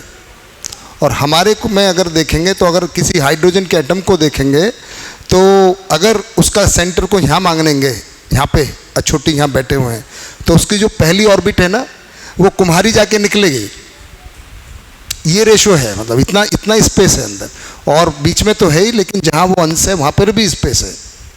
तो ये अभी अनुभव में आएगा, अभी तो झलक लगी है, पर बढ़िया हुआ, बहुत बढ़िया। अनन्या बेटा, कुछ कल का है, कल बताएंगे। बहुत बढ़िया, आगे बढ़ जाएं। कौन है आपके पास में? प्रत्यक्ष बेटा, आज की कल? अच्छा, कल आए थे आप? तब आज ही बताओ, अभी बताओगे? बताओ। अभी तक तो जितना समझ आया कि यही था कि सारे मानव सुखी होना ही चाहते हैं, और सुखी होने के लिए वो समझना चाहते हैं। हाँ। और जब समझ जाते हैं तब वो दूसरों को समझा सकते हैं। पर अगर किसी कारण से हम नहीं समझ पाते तो वो सिर्फ और सिर्फ भ्रम की वजह से है। और ये संस्कृति, सभ्यता, विधि और व्यवस्था, इन चारों को मिलाकर ही परंपरा बनती है। क्या बात है यार, आपका तो कहाँ ध्यान चला गया भाई। मैं तो सोच रहा है इसको कोई पकड़ेगा नहीं, है ना। संकेत भैया, संस्कृति, सभ्यता, विधि, व्यवस्था मिलकर परंपरा बनती है। लाइन मुझे अच्छे से नहीं आती है तो आपने पकड़ लिया, अच्छी बात, बहुत बढ़िया। और सर फिर ये जीवन के 4 अंश थे। ये सेंटर में आत्मा, प्रमाण, मतलब 4 ऑर्बिट हैं। हाँ, अंश तो 61 है, 61 है, लेकिन ये 4 ऑर्बिट हैं। ऑर्बिट वही 4 परिवेश हिंदी में बोलेंगे, अंग्रेजी में है ना, ऑर्बिट, परिवेश। हाँ। और सेकंड ऑर्बिट में ये बुद्धि नहीं, सेकंड ऑर्बिट में चित्त। किधर से ले रहे हो? सेंटर से ना, तो फर्स्ट में बुद्धि, सेकंड में ये, सेकंड में क्या? अपना ही ड्राइंग देखो, अपने ड्राइंग से ही पता चलेगा। चित्त नहीं, सेंटर में आत्मा, फर्स्ट ऑर्बिट पे से बुद्धि, सेकंड से चित्त, इच्छा, थर्ड ऑर्बिट में वृत्ति, विचार, और फोर्थ ऑर्बिट में मन मतलब आशा। बढ़िया, ये मैं हूँ, आप हैं, जीवन है। हाँ। बहुत बढ़िया, थैंक यू। अलका दीदी। बहुत खुशी हुई बच्चे ने शेयर किया तो। है जी, बहुत खुशी हुई बच्चे ने शेयर किया तो। अरे बढ़िया, आपने इसका सुना कि नहीं? हाँ, सुना। बढ़िया, इसने 2 सार भाग को पकड़ लिया, जीवन और शरीर। शाम को भी जब हमने थोड़ा डिस्कस किया वॉक करते वक्त, तो उसने और भी पॉइंट्स बताए जो अभी इसमें इंक्लूड नहीं किए, तो पर मुझे बहुत खुशी हुई कि बच्चों को समझ में आ रहा है। बहुत बढ़िया। बाकी आपका आना सफल हो गया। हाँ, मेरा आना सफल हुआ। बाकी मेरा जो ध्यान गया पद चक्र पे ही गया। बहुत अच्छे से आपने वो चक्र समझाया, और मुझे उसमें मेरी स्थिति क्या है वो भी क्लियर हुई कि मैं भ्रमित ही हूँ, अभी तक उसी लूप में चल रहा है। बट अब ये लगा कि वापस मुझे जीव अवस्था में तो नहीं जाना। संकेत भैया ऐसा कह सकते हैं जो कम से कम 6 महीने का अध्ययन कर लेंगे वो तो जीव अवस्था में नहीं जाएंगे। वो मुझे फीलिंग आ रही है कि नहीं, वापस मुझे जीव अवस्था कुत्ता बिल्ली नहीं बनना। मैं अब जो मुझे इतनी अच्छी लाइफ मिली है, बेटर ही लाइफ मैं चाहूँगी। हाँ। तो मैं चाहूँगी कि ज्ञान अवस्था ही मतलब होनी चाहिए मानव में, तो एटलीस्ट जाना चाहिए संक्रमित होके, जिसमें मुझे सहअस्तित्ववाद की ज़रूरत पड़ेगी। और बहुत ही अच्छा कंटेंट। और दूसरा ये जो आप जो जीवन कॉन्फ़िगरेशन आपने बताया कि मैं ही हूँ, वो तो अभी तक नहीं पता था। वो बहुत ही अद्भुत था जो बाबा जी ने इतना सुंदर जो चित्रण किया है और इतनी इजीली हमें समझाया। क्योंकि अभी तक तो मैं यही सोचती थी कि मैं कहाँ हूँ, कहाँ से आई हूँ, कहाँ जाना है, ये क्वेश्चन हमेशा रहता था। कई बार चला जाता था, कुछ जैसे थोड़ा आया कि हाँ यार हम हैं क्या यार, क्यों ये सब चल रहा है डेली ये सब, फिर क्यों हम कभी चले जाएंगे, क्या होगा, किसी को क्या फ़र्क पड़ता है, वो सब लगा ही रहता था। फिर ठीक है, फिर भूल गए कुछ टाइम के लिए। बट यहाँ पर अब कुछ तो झलकी आई है कि नहीं, हाँ मेरा भी अस्तित्व है, मैं भी हूँ, मैं भी मतलब उपयोगिता पूरक के उसमें हूँ। कई बार ऐसा लगता था कि सिर्फ यही करना है, मेरी लाइफ तो नहीं है। तो मुझे ये सब बहुत क्लियर हुआ और बहुत ही सेटिस्फेक्शन और कृतज्ञता का भाव बाबा जी के लिए भी और आप सबके लिए। बिल्कुल, बहुत बढ़िया। पार्वती जी देवी, कोई बात नहीं, उमा दीदी को दे दीजिए। दीदी हैं हमारे बीच में, रमादीन भाई, वो काफ़ी है। वो पद चक्र मेरे को समझ में आया, मतलब पद चक्र से प्राण पद, भ्राण पद, और फिर मानव विकास होते होते मानव देव मानव, दिव्य मानव, ये सब, फिर मन वृत्ति चित्त बुद्धि है, कुछ मतलब। क्या बात है, बहुत बढ़िया, काफ़ी स्पष्ट हो गया। रितु दीदी को और दे दिया जाए बेटा। अच्छा चलिए, नारायण भैया दे दें। ठीक, रितु दीदी। जी जी जी। कल जो ये पद चक्र और ये जो गठन का जो आपने बताया, जीवन गठन पूर्ण परमाणु वाला जो बताया, ये चीज़ तो काफ़ी नया है और समझना भी थोड़ा मुश्किल है। लेकिन दीदी थोड़ा आवाज़ नहीं आ रही, थोड़ा जोर। आवाज़ नहीं आ रही। हेलो, अब आ रही है? हाँ अब आई। हाँ। जी। और ये जो गठन वाला चीज़ आपने बताया, कॉन्फ़िगरेशन, हाँ, ये थोड़ा समझना मुश्किल है कि कैसे, मतलब शरीर में ये कैसे क्रिया कर रही है, कैसे ही इतने बड़े शरीर पे वो इतना तेज़ी से इतने चल रही है, इसे थोड़ा समझना, मतलब इमेजिनेशन करना थोड़ा सा मुश्किल हो जा रहा है, लेकिन ठीक है। भैया जी, एक सवाल भी था, कल हमारे गोष्ठी में एक उठा भी था कि जो जीवन है वो देख सुन सकता है शरीर के बिना? शरीर के बिना जितना अच्छे से अब देख सकता है, सुन सकता है, उतना अच्छा से नहीं सुनता है। परंतु ऐसा देखिए, अब ये अनुमान है और जो लोगों ने इतना देख लिया है वो ऐसा बताते हैं कि जैसे आप स्विमिंग पूल में है ना नीचे जाएं और फिर कोई आवाज़ आती है तो ध्वनि तो आएगी, लेकिन क्या बात है, साउंड है, वो अच्छे से नहीं सुन पाता है। तो दिखता तो है पर बहुत, जैसे हम देख पा रहे हैं कि व्यापक ये है, इकाई ये है, घर ये है, ऐसा नहीं दिखता है उसको। जैसे अगर कोई बाय बर्थ लगभग ऐसा ही, जैसे आपके पास चश्मा है, दूर का है, पास का है, दोनों का है? दूर का है। अब आप इसको उतार के देखें तो मैं कैसे दिखाई दूंगा? धुंधला। ऐसा ही। तो एक तरह से जीवन का चश्मा निकल गया, आंख निकल गया, ऐसा तो नहीं दिखाई, क्योंकि शरीर माध्यम है देखने सुनने समझने, इसीलिए शरीर की आवश्यकता है। तो ये भी एक नियम है कि जीवन शरीर के माध्यम से ही, वो भी मानव शरीर के माध्यम से ही समझ सकता है और समझ को प्रमाणित कर सकता है। और उसमें एक चीज़ और निकल आया था कि जैसे कोई बाय बर्थ अगर आँखें नहीं हैं या फिर कान नहीं है, तो वो जीवन फिर किस तरीके से रिएक्ट करता है उसमें? आंखें तो है नहीं, माध्यम में आंखें नहीं, लेकिन जीवन शरीर में है। हाँ, तो उसमें जीवन में अद्भुत क्षमता है। तो जैसे बहुत सारे लोगों को देखते हैं कि उनकी आंखें नहीं भी होती हैं तो भी वो छू के इतना भी बता देते हैं कि ये 5 का नोट है कि 10 का नोट है, क्योंकि उनकी स्पर्श क्षमता इतनी ज़्यादा हो जाती है, तो है ना, तो एक इंद्री दूसरे इंद्री का काम करने लग जाती है, इस तरह का। लेकिन इमेज नहीं बन पाता वो इमेज। हाँ, क्योंकि देखे नहीं इमेज बने। इमेज अगर जन्म से अंधा है तब थोड़ा दिक्कत है, लेकिन अगर बीच में अंधा हुआ है तब भी। पर जैसे हमने कहा कि जीवन की शुरुआत कब से है, तो अगर इमेज बनने के लिए कुछ भी अगर उसमें स्मृति है, इवन पूर्व जन्म की, जब भी आँख कभी तो रही होंगे, तो भी वो काम कर देता है, ट्रिगर कर देता है। उनका पूरा हो जाए 1 ही मिनट, तब तक माइक ये वाला दीजिए। हाँ जी, आप पूरा कर लें। जी, एक और क्वेश्चन था हमारा। हाँ। कि जैसे हम भ्रमित अभी जीवन है, भ्रमित मानव में है, तो हमारा जीवन क्या सेलेक्ट कर सकता है कि हम इस घर में जाएंगे, इस घर में जाएंगे? तो मैंने जो बताया था वो मानव, कम से कम मानव में आए, मानव पे होता है। हाँ, ये समझदारी के बात। और वो तुरंत निकलते ही किसी समय, जीवन के लिए कोई समय नहीं है। समय हमारा शरीर तो के हमारे लिए। हाँ, समय तो शरीर कभी भी आ जा सकता है, कभी भी, उसमें कोई बंधन। हमारे हिसाब से वो तुरंत भी आ सकता है, हमारे हिसाब से 10 साल बाद भी, हम 1000 साल बाद भी आ सकते हैं।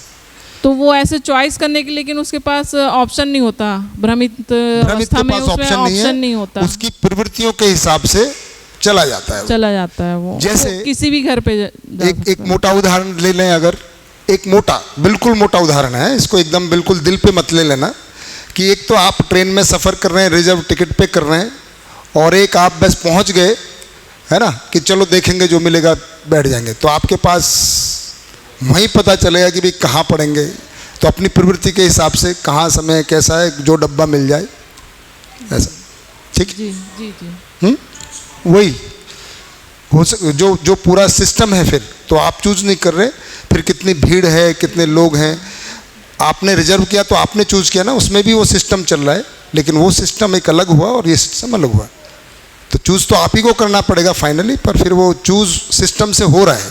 जैसे बॉम्बे की लोकल ट्रेन में आप चढ़ते नहीं हैं, जिन्होंने भी सफ़र किया होगा, आप चढ़ा दिए जाते आप उतरते नहीं हैं, आप उतार दिए जाते हैं। हाँ हाँ जी, हो गया, पूरा हो गया। हाँ जी भैया, आप।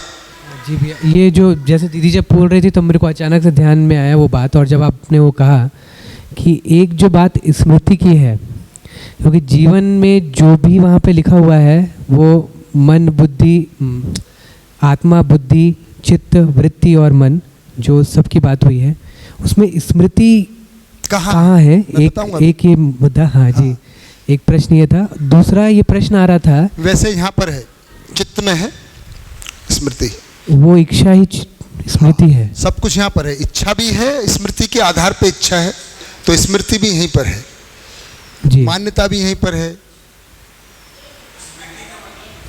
मेमोरी कहाँ पर है जीवन में? तो मेमोरी यहाँ पर है, चित्त में है जी। बुद्धि में संस्कार रहता है। संस्कार का मतलब बुद्धि में केवल समझ रहती है, ऋतंभरा मतलब सत्य से, सत्य के अलावा इसमें कुछ आता नहीं है जी। तो अभी तो शायद उसको और एक्सप्लेन करेंगे आप। और मैं करूँगा, पर एकदम टू द पॉइंट तो इतना ही है कि स्मृति यहाँ होती है, मेमोरी, मान्यता, अजम्पशंस। जी जी। तो उसी के साथ ये भी प्रश्न रहेगा जब आप बताएंगे ही तो उसमें कि स्मृति किस हद तक, मतलब स्मृति में क्या क्या शामिल है, यानी बहुत सारी चीज़ें घटती है जीवन में। हाँ, तो वो नहीं है। हाँ। तो खासकर मान्यताओं के रूप में ही स्मृति रहती है, घटनाओं के रूप में नहीं रहती है। अच्छा। दूसरा, जब शरीर यात्रा होती है तो वो जीवन उन सब चीज़ों को ले जाता, केवल मान्यता ले जाता, केवल मान्यता लेके जाता जी। आपको जैसे ये तो अभी भूल जाते हैं हम, जैसे मोटा उदाहरण हम आपस में चर्चा करते हैं ना भी, कि 3 दिन पहले आपने शाम को 4 बजे क्या किया, जी जी, कौन सा कपड़ा पहना थे जी, नहीं पता है, क्या खाया नहीं पता है, बहुत सारे। लेकिन अगर किसी के साथ झगड़ा हुआ जी, तो बिल्कुल याद रहे, क्योंकि वो इम्पोर्टेंट घटना है। तो स्मृति का एक ही नियम काम करता है, जिस चीज़ को जो महत्वपूर्ण मानता है उसको याद रखता है। हाँ, वही, जिसको जो याद रखता है, जो महत्वपूर्ण मानता है, क्योंकि वो महत्वपूर्ण घटना घटी, बाकी नॉर्मल घटना उसको याद रखने का जीवन आवश्यक नहीं समझता है जी, है ना। और एक और प्रश्न उसके साथ ये था, जब शरीर नहीं होता है, हाँ, तो अगर जीवन है हाँ। तो वो जीवन दूसरे जीवन को किस तरीके से पहचानता है कि नहीं पहचानता है, पहला प्रश्न, और पहचानता है तो किस तरीके से पहचानता देखो इसमें मेरा डायरेक्ट अनुभव बिल्कुल नहीं है जी जी, अनुमान ही। हाँ, पर जो अनुमान है और जो सुना है नागराज जी के द्वारा ही शायद कभी चर्चा में, कि ऐसा कहते हैं कि जैसे जीवन की स्थिति होती है तो जैसा जीवन होता है, मानसिक स्थिति यानी कि कितना समझा या भ्रम है, तो मेरे ख्याल से ऐसा वो बताते हैं कि उस जीवन में थोड़ी सी चमक होती है। जैसे कम समझदार है तो 5 वाट बल्ब के बराबर चमकता है, एक उदाहरण है। बिल्कुल जागृत है तो 1000 वाट का चमक है। तो उस आधार पे वो एक दूसरे को पहचान लेते हैं कि ये विकसित है, ये अविकसित है, पर उसमें लड़ाई झगड़ा वहाँ नहीं होता है। यहाँ तो होता भी। ये जो मतलब एक शब्द चलता है उसके लिए, ऐसे कॉमन शरीर के साथ ऑरा जो बोलते हैं, उसी तरीके ऐसा कह सकते हैं। ऑरा मेरे ख्याल से उसी को कहते होंगे कि जीवन का अपना एक है ना, कोई गुण होता है जिसको चमक के रूप में देखते हैं। हाँ, तो आंख से तो हमको दिखाई भी नहीं देगा, आभास होगा। हाँ, तो कुछ आभास होता है जहाँ पे अच्छे जीवन होते हैं। तो जैसे हम नागराज जी के पास पहुँचते थे ना, तो पहुँचते ही हमको लगता था कि उनके पास बैठने से ही कुछ होता था। अभी हम उसको समझ नहीं पाते। जब हमने बोला ना हमको भास हो रहा है, पर यार ये इनमें है क्या ऐसा कुछ। देखने में तो नॉर्मली व्यक्ति लगते थे, कोई खास मतलब बिल्कुल, मैंने बताया ना एक घर में बाबा बैठे हों, है ना, ऐसे ही लगते थे ना बेटा, अनन्या बेटा, आपने देखा है उनको, कुछ लगता था कि कोई विशेष व्यक्ति हैं बिल्कुल। लेकिन जैसे ही बात करते थे तो पता चलता था यार इनकी तो बात ही समझ में नहीं आ रही, ये कौन सी भाषा बोल रहे हैं, कहाँ की बात कर रहे हैं। ऐसा कुछ लोगों के लिए लगता है भैया कि कहीं जैसे उनके पास बैठने से वो मज़ा आता है, मतलब ऐसे ही, तो क्या वो वही है ऐसा जीवन का प्रभाव। सर और एक क्वेश्चन है कि जैसे दो जीवन मतलब एक जीवन व्यापन करे शरीर यात्रा में, और वो एक में एक से बहुत प्रभावित है, मतलब और फिर वो से बताएं, दोबारा बताएं। दो जीवन शरीर यात्रा में है, वो एक में एक से बहुत प्रभावित है, मतलब किसी आचरण में या प्रेम या कुछ में भी, और वो शरीर यात्रा छोड़ दी है, तो उनका शरीर यात्रा छोड़ने के बाद कुछ होता है कनेक्शन, और फिर रहता है, होता है बिल्कुल जीवन।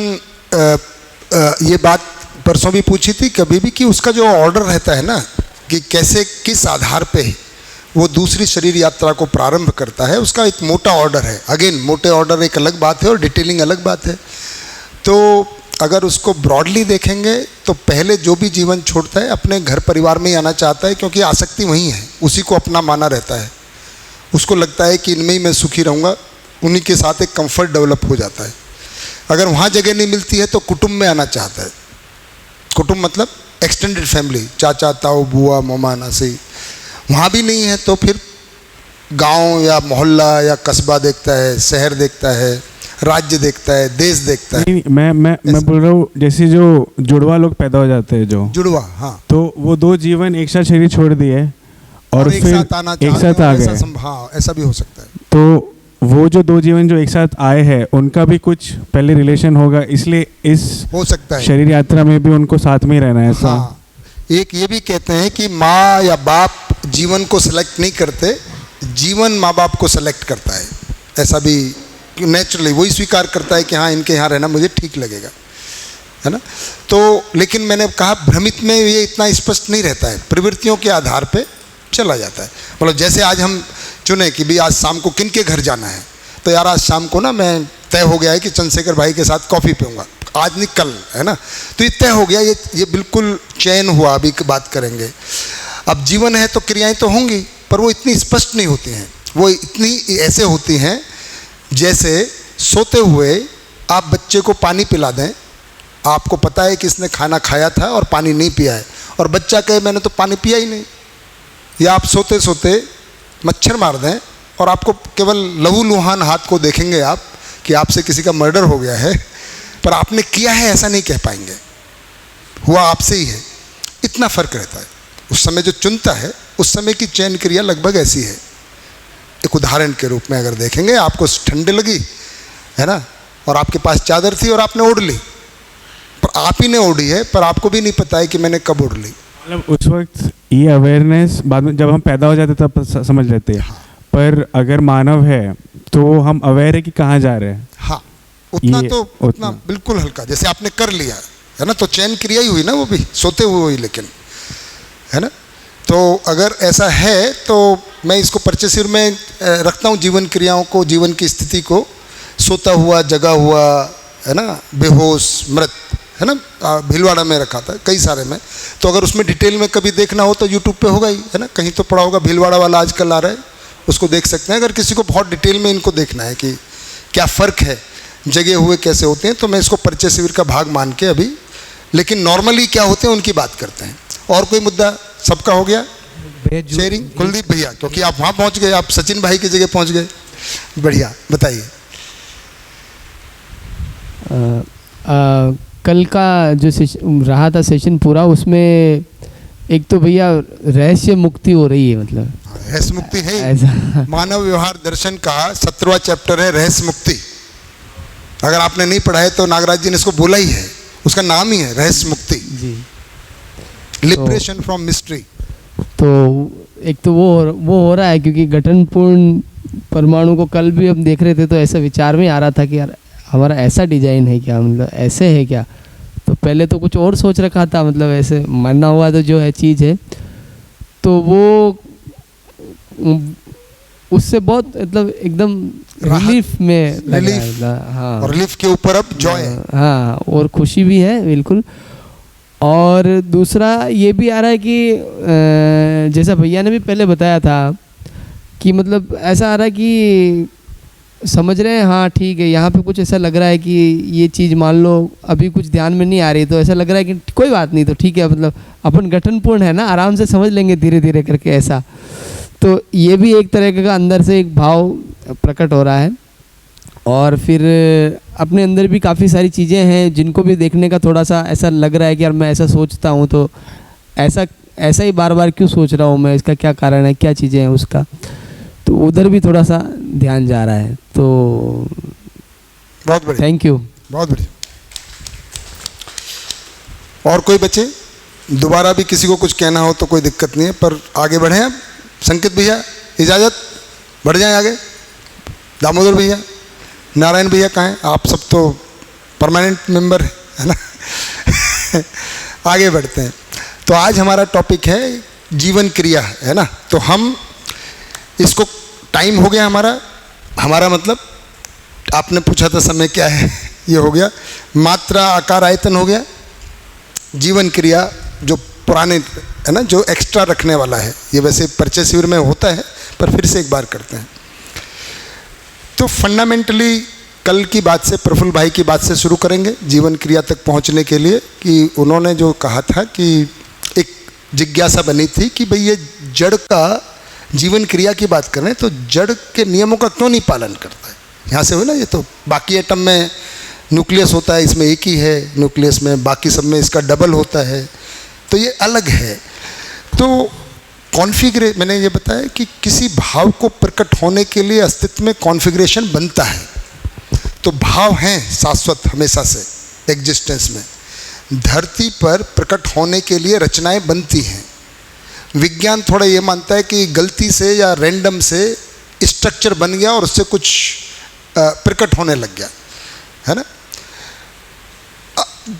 अब चाहे अभी किसी को भी माने, मध्यस्थ दर्शन के आधार पे, अनुभव के आधार पे यह है कि भाव अस्तित्व में है ही, नियम के रूप में, भाव के रूप में, सहस्तित्व, है ना। और विकास क्रम विकास, जागृति क्रम जागृति के रूप में ये बना ही हुआ है। ये शाश्वत नियम है, सिद्धांत है, ये है। ये धरती पे प्रकट होता है तो उसके लिए विभिन्न विभिन्न कॉन्फ़िगरेशंस हैं। तो चैतन्यता है अस्तित्व में। चैतन्यता को प्रकट होने के लिए कोई संरचना चाहिए। भाव एटम नहीं है ना। भाव मतलब क्रिया, कोई भी क्रिया, स्थिति होते हुए क्रिया है, बनी हुई है स्थिति, अस्तित्व में भाव बनी हुई है। आ रहे हैं, प्रकट हो रहे हैं। आ रहा मतलब प्रकट होना, प्रकट होना ज़्यादा बेहतर शब्द है।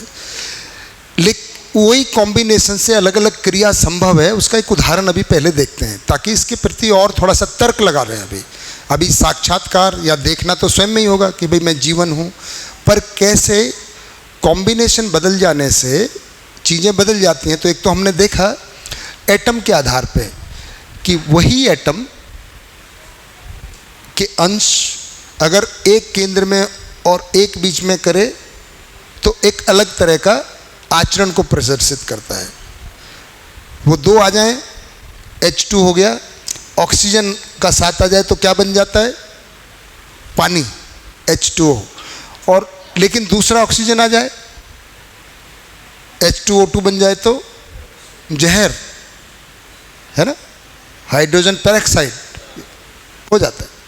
तो उसी कॉम्बिनेशन में अब अगर सेल के लेवल पे देखें तो हम ये पहचानते हैं कि जितनी भी सेल हमारी बॉडी में है, फंडामेंटली जो फंडामेंटल सेल से जो अंग बने हैं, जिससे फिर टिश्यू बनते हैं, टिश्यू से फिर अंग बनते हैं, वो जो एक पूरा बायोलॉजी का एक फिगर है, फंडामेंटल सेल अलग नहीं है। उनका जो स्वरूप है, बीच में क्या बोलते हैं उसको, न्यूक्लियस और लिक्विड मेम्ब्रेन, ये सब एक फंडामेंटल, वही कॉम्बिनेशन हो के अलग अलग फर्दर डेवलप्ड कोशिकाएं बनाती हैं। वही कोशिकाएं मिलके फिर टिश्यू बनाते हैं, वही टिश्यू बनके अंग बनते हैं। वही कॉन्फ़िगरेशन बनता है तो आँख बन जाती है और उससे देखने का काम हो जाता है। वही सेल मिलकर कॉन्फ़िगरेशन बनती है तो दिल धड़कने लग जाता है। सेल के लेवल पे कोई फ़र्क नहीं हो रहा है, वही क्रियाएं हो रही हैं। श्वसन हर सेल में हो रहा है, पूरी बॉडी भी में भी श्वसन हो रहा है। वही तरह की सेल है ना बने तो कुछ और हो जाता है। जो हमने कल कहा कि भाई फंडामेंटल किसी भी खेल का भाग मानव है, वही 11 मानव एक अरेंजमेंट में पहुंच जाते हैं तो क्रिकेट खेलने लग जाते हैं, वही एक अरेंजमेंट में होते हैं तो फुटबॉल खेलने लग जाते हैं।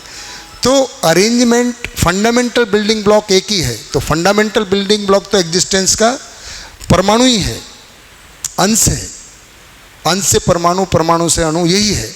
पर उनके कॉन्फ़िगरेशन से ही, और कॉन्फ़िगरेशन मतलब निश्चित अच्छी दूरी, जो आपने उस दिन बोला था। कॉन्फ़िगरेशन का मतलब क्या है?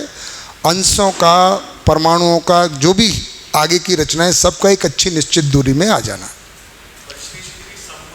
संबंध है परस्परता में, बिल्कुल उसी से ही संबंध डिफाइन भी हो रहा है ना। यही सब पूरा एग्जिस्टेंस है। और अच्छी निश्चित दूरी है क्या? बेसिकली व्यापक ही डिफाइन कर रहे हैं, व्यापक ही डिफाइन कर रहा है ना। अच्छी निश्चित दूरी मतलब किसको कह रहे हैं? दूरी है क्या चीज़ होने के रूप में? व्यापक। मैं ज़्यादातर व्यापक मतलब स्पेस को व्यापक, जैसे हमने बोला ना उस दिन कि सहस्तित्व प्रकृति है और एक व्यापक है। तो व्यापक किसको कह रहे हैं? स्पेस को, खाली जगह को। तो एक नाम ज़्यादातर मैं प्रयोग करता हूँ व्यापक, है ना। कुछ और भी किया जा सकता है पर उसको मैं ज़्यादातर प्रयोग करता हूँ व्यापक। तो अच्छी निश्चित दूरी है क्या? व्यापक ही है। तो फाइनली सब कुछ डिफाइन हो किससे रहा है? सारा कॉन्फ़िगरेशन व्यापक से ही डिफाइन हो रहा है। मूल में व्यापक ही है, अगर उसको देखेंगे तो। थोड़ा सा सटल बात है पर आप ध्यान देंगे तो पता चल जाएगा, है ना। कुछ भी जो डिफाइन हो रहा है सब कुछ फंडामेंटली व्यापक ही डिफाइन कर रहा है ना। या कर रहा है नहीं, व्यापक से डिफाइन हो रहा है, हम समझ रहे हैं उसको। तो ऐसे ही ये कॉन्फ़िगरेशन बना, ये कुछ निश्चित क्रिया को प्रकट कर रहा है, ऐसा कहेंगे अब, है ना। भाई हाइड्रोजन का कुछ हाइड्रोजन को प्रकट कर रहा है, आयरन का आयरन को प्रकट कर रहा है। ये गठनपूर्ण परमाणु कुछ निश्चित आचरण को प्रकट करता है, उन्हीं को हम जीवन क्रिया बोलते हैं। और वो है कौन? मैं हूँ। तो ये मुझ में होता है। तो कौन कौन सी क्रियाएं होती हैं इसमें, उनको देख लेते हैं। क्या क्रियाएं इनमें होती हैं, है ना। तो जैसे मन है, मन ये है, और है कहाँ ये? मैं हूँ। बोर्ड पर यहाँ बना हुआ है पर हूँ ये मैं। और ये मन करता क्या क्या है, यानी कि बड़ी क्रिया क्या होती है? एक तो ये आस्वादन लेता रहता है,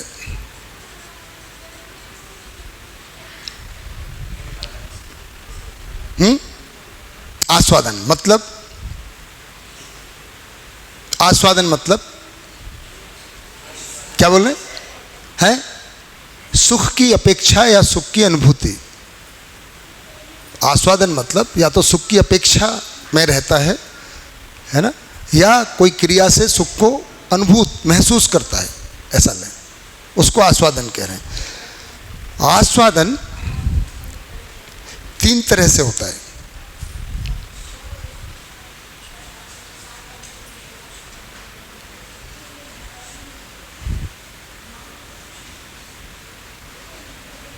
कैसे, कौन कौन सा है, किसको पता है? हाँ जी बताइए। आस्वादन 3 तरह से बताइएगा। पहला होता है अपना रुचि मूलक आस्वादन होता है, रुचि मूलक, और मूल्य मूलक होता है, मूल्य और लक्ष्य मूलक और होता है। लक्ष्य, ये 3 आधार पे आस्वादन करता है। रुचि मतलब संवेदनाओं के द्वारा, तो जीवन संवेदनाओं के द्वारा जो भी वस्तु के भौतिक रासायनिक वस्तु के साथ में आता है उससे आस्वादन होता है। खट्टा मीठा चरपरा, आँख से अच्छा बुरा स्वरूप कुरूप सुंदर दृश्य है ना, वो मानता है उसको। गंध आया तो सुगंध या दुर्गंध, ये सब आस्वादन है ना। तो ये रुचि मूलक मतलब सेंस बेस्ड, ठीक है। मूल्य मूलक संबंधों में, मूल्य संबंधों में विश्वास सम्मान स्नेह, इसका भी करता है, values, yes. So this is interest based या सेंस बेस्ड, और ये वैल्यू बेस्ड होता है। तो ये बिल्कुल अलग होता है। जैसे हमको है ना, दलिया खाया सुबह तो चरपरा लगा, मिर्च खाया चरपरा लगा, चाय पिया मीठा लगा, लेकिन प्रफुल्ल भाई के साथ बात करके अच्छा लगा। तो क्या दोनों स्वाद एक जैसा है? आस्वादन अलग है बिल्कुल। माँ के साथ संबंध को पहचानना, भाई के साथ, वो बिल्कुल अलग है। आपस में मानव मानव के संबंध में जो भी हमारे, जहाँ मूल्यों का निर्वाह हो, मूल्यों का निर्वाह नहीं हो तो ईर्ष्या द्वेष मोह आवेश। तो रुचि मूलक में कुछ नहीं बदलता, रुचि मूलक हर एक के पास है। मूल्य मूलक तभी होगा अगर हमको मूल्यों का एहसास है, मूल्यों का अनुभूति है, नहीं तो आवेश रहता है संबंधों में। काम क्रोध मोह लोभ मद मात्सर्य ईर्ष्या द्वेष जलन चिड़चिड़ापन, ये सब है। तो उनका अभाव है, लेकिन जब तक उसका अभाव है तो उसको मूल्य मूलक का आस्वादन नहीं हो रहा है। तो हो क्या रहा है? तो उसका पता चल रहा है कि मूल्यों का अभाव है, तो उसको मूल्य मूलक का आस्वादन नहीं कहेंगे। उसको मोह, संबंधों में मोह ज़्यादा रहता है, ईर्ष्या द्वेष रहता है, तो आवेश कह लेंगे उसको। मूल्यों के अभाव में क्या होगा, हम आवेशित ही हैं एक्चुअल में। क्लासिफिकेशन वही है। भ्रमित स्थिति में रुचि तो नहीं बदलता है, भाई खट्टा मीठा तो भ्रमित खाएगा, वो भी खाएगा, पर मूल्य मूलक उससे मिस होगा। अच्छा, भ्रमित अगर रुचि मूलक आस्वादन खाएगा, चाय पी रहा है तो केवल स्वाद को देख के देख रहा है, उसका मूल्य उसको नहीं पता है। चाय में भी मूल्य मूलक आस्वादन नहीं ले पा रहा है, संबंधों में तो है ही, पर गुरु मूल्य में लघु मूल्य समाया है। तो वो रुचि में केवल संवेदना को देख रहा है, जबकि समझदार व्यक्ति अगर खाना भी खाता है तो उसका भी मूल्य है ना।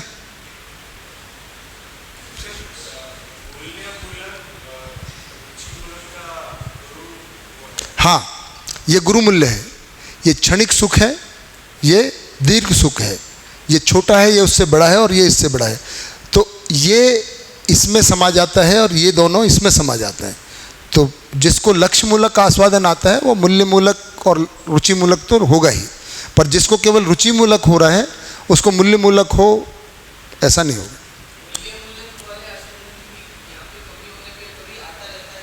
कभी कभी झलक मिल जाती है, झलक, पर बात हम निरंतरता की कर रहे हैं, निरंतर सुख की। तो कभी कभी माँ के साथ अच्छा लगता है, कभी कभी नहीं लगता है। कभी कभी पत्नी या पति के साथ अच्छा लगता है, कभी नहीं लगता है। कभी बच्चे अच्छे लगते हैं, कभी लगते हैं भाग जाएं दूर, सम विषम। हाँ, कई बार लगता है मेरा बेटा मुन्ना आजा आजा आजा, जा अपना काम कर, मुझे अपना करने दे। ये सम विषम होता रहता है, आकर्षण विकर्षण, कभी ये मोहवश होता रहता है ना। हाँ जी, हाँ लक्ष्य बता। ये ज्ञान मूलक आस्वादन जिसका मैंने पहले दिन जिक्र किया था, ब्रह्मानुभूति, सत्यानुभूति, ये व्यापक की अनुभूति। व्यवहार में बोलेंगे मानव लक्ष्य, समाधान, समृद्धि, अभय, सहस्तित्व, जब इसका हम आस्वादन कर पाते हैं। पर तात्विक रूप में ज्ञान का सुख, ये मूल्यों का सुख यानी संबंधों में, और ये लक्ष्य पूरी व्यवस्था, सहस्तित्व का जो अनुभूति होती है ना, उसको सत्यानुभूति, ब्रह्मानुभूति। मैं अभी ये एक दो शब्द बोल रहा हूँ, आगे पढ़ेंगे। तो जैसे मूल्यों का अनुभूति हुआ संबंधों में, तो ये कहाँ होती है? पूरे अस्तित्व के संदर्भ में। पूरी व्यवस्था को जब समझते हैं, सहस्तित्व को समझते हैं, अपने को सहस्तित्व का भाग मानते हैं। यहाँ हमने संबंधों को पहचाना, यहाँ हमने अपने संबंध को पूरे अस्तित्व के साथ पहचान लिया, तो उसका भी एक सुख है। मैं कई बार इसको परंपरा में अभी ऐसे बताता हूँ, भाई ये तो खाने पीने रुचियों में आ गया, मूल्य मूलक परिवार में हो गया। इसका एक छोटा उदाहरण मैं देता हूँ कि जैसे कोई भारत देश बोले हम, कोई सिपाही है, सरहद पे जाता है अभी की स्थितियों में, तो वो उसको कौन सा आस्वादन के लिए चला जाता है?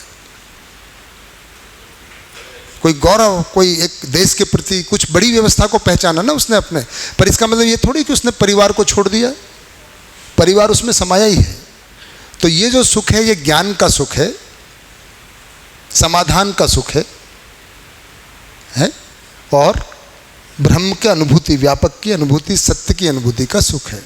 इस तरह से बड़ा, यानी आप पूरे अपने आप को पूरे अस्तित्व का भाग समझ लेते हैं। यहाँ एक परिवार का भाग या मानव कुछ परिवारों का भाग समझते हैं, यहाँ किसी का नहीं समझते। यहाँ तो बस मैं और मेरा रसगुल्ला, मतलब जो भी आप खाते पीते, यहाँ पे कोई नहीं है साथ में। ये इंद्रियों बेस्ड है, ये सेंस बेस्ड है, ये वैल्यू बेस्ड है, ये नॉलेज बेस्ड है ना, रियलाइजेशन बेस्ड है।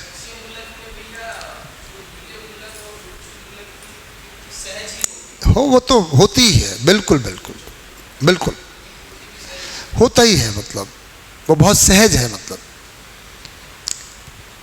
है ना।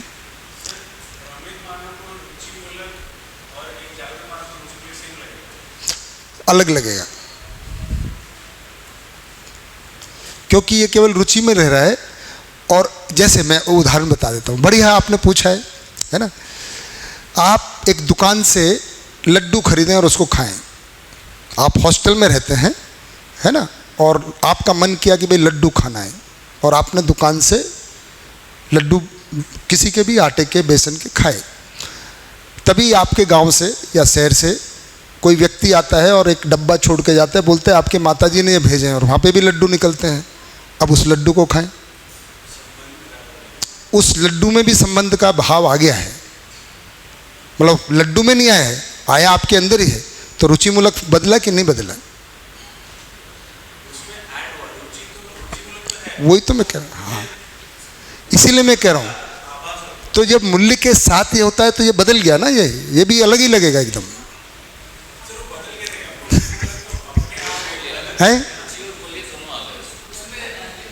अब सोचिए आप, मतलब आप केवल मीठेपन को देख रहे हो, पर आप जब लड्डू खा रहे हैं केवल मीठापन नहीं देख रहे हो ना, भाव आ ही गया है उसमें।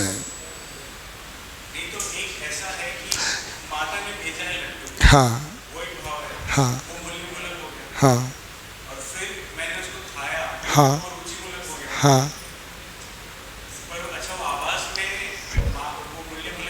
आएगा ही। ऐसा हो नहीं सकता है कि वो ना हो, मतलब वो कड़वा भी होगा, बाजार वाला ज़्यादा टेस्टी हो, ज़्यादा मीठा या ज़्यादा आपके अनुकूल हो भी, लेकिन माँ का हमेशा अच्छा ही लगेगा। ये फर्क आ जाएगा। दूसरा उदाहरण देता हूँ। आप होटल गए, आपने डिश खाई, है ना, बढ़िया, ठीक है। आपने जो भी आपको पसंद है, कौन सी सब्जी पसंद है आपको? आलू गोभी। आपने बैरे को बोला, उसने जितने आपकी रुचि का है नमक मिर्च डाला, उसने आपको लाके दे दिया, आपने खाया, पैसा चुकाया, घर आ गए, है ना। दूसरी दफ़ा आप घर गए, माँ ने आलू गोभी बनाया, वो खाया आपने, और उसमें हो सकता है थोड़ा नमक ज़्यादा हो गया। कौन सा ज़्यादा टेस्टी लगेगा आपको?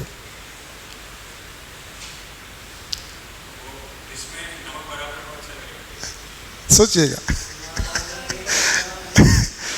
इसका मतलब मूल्य मूल्य का आस्वादन भी आपको है नहीं। जिसके साथ हमारा भाव बन जाता है वहाँ पे लोगों ने तो कड़वा खा लिया है, पता भी नहीं चला, है ना। मतलब हो सकता है मैं थोड़ा सा कवि की भाषा में बोल रहा हूँ पर ये अनुभव से ही आता है। मतलब आपने अनुभव नहीं किया है अगर तो नहीं पता चलेगा। मैं उस दिन कल बात कर रहे थे ना कि भाई व्यक्ति अगर लड़ता है तो गुस्सा करेगा कि नहीं करेगा। एक व्यक्ति महापुरुष जिनको बोलते हैं, है ना, किसी के घर गए और ऐसा आजकल तो किसी ने इसका एडवर्टाइजमेंट भी बना दिया है बाय द वे। किसी ने मुझे वो एडवर्टाइजमेंट भेजा था पर मैं वो सही घटना को बताता हूँ। तो वहाँ पर खरबूजा होता है, खरबूजा मस्क मिलन, जिनके घर पे वो महापुरुष गए उनके 3-4 उनके साथी भी गए, है ना। और उन्होंने जो जिसके घर गए थे उन्होंने काट के खरबूजा दिया, उन्होंने खाना शुरू किया, बोले वाह क्या बढ़िया खरबूजा है, अमृत मीठा। अब वो दूसरे को दे ही नहीं रहे, खाए जा रहे 4-5 लोग। भाई फिर किसी ने चुपके से कहा कि यार हम भी खाएंगे, इतना बढ़िया खरबूजा वो लाला के रख रहा है, काट काट के खाए जा रहे हैं। तो वो तो उन्होंने निपटा दिया। फिर किसी ने कहा महाराज डरते डरते ले लिया, पता चला वो तो बड़ा कड़वा है। बोले बोले जा रहे हैं वाह क्या अमृत क्या मीठा खरबूजा। तो फिर उन्होंने बोला आपने ये बताया क्यों नहीं, ये तो कड़वा है। भाई जिस भाव से वो इतना दे रहा है मैं कड़वा करके उसका दिल कैसे दुखा दूँ। कड़वा तो थोड़ी देर का है पर वो भाव तो उसका हमेशा के लिए रहने वाला है, उसके भाव का सम्मान है। तो ये बदलता है भैया। मतलब इसके बहुत सारे उदाहरण हैं परंपरा में भी घरों में भी, पर आपको इससे गुजरना पड़ेगा। कभी गर्लफ्रेंड के हाथ का वो खाना, उसको कैसा भी आता हो, एक 5 स्टार होटल के शेफ का खाना, और पत्नी गर्लफ्रेंड जो भी जिसके साथ आपका प्यार बन जाए उसकी बनाई हुई डिश खाना, जली हुई भी रोटी आपको अमृत नजर आएगी। आपकी हिम्मत नहीं है बोल दे रोटी जली। और ये कहने की बात नहीं, उसको खुश करने के लिए नहीं।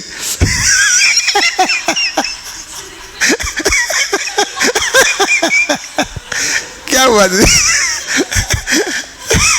सबको अपने अपने दिन याद आ गया ऐसा लग रहा है। जब वंस अपॉन ए टाइम जब नई नई शादी हुई थी, पत्नी ने पहली चाय अमृत आज चाय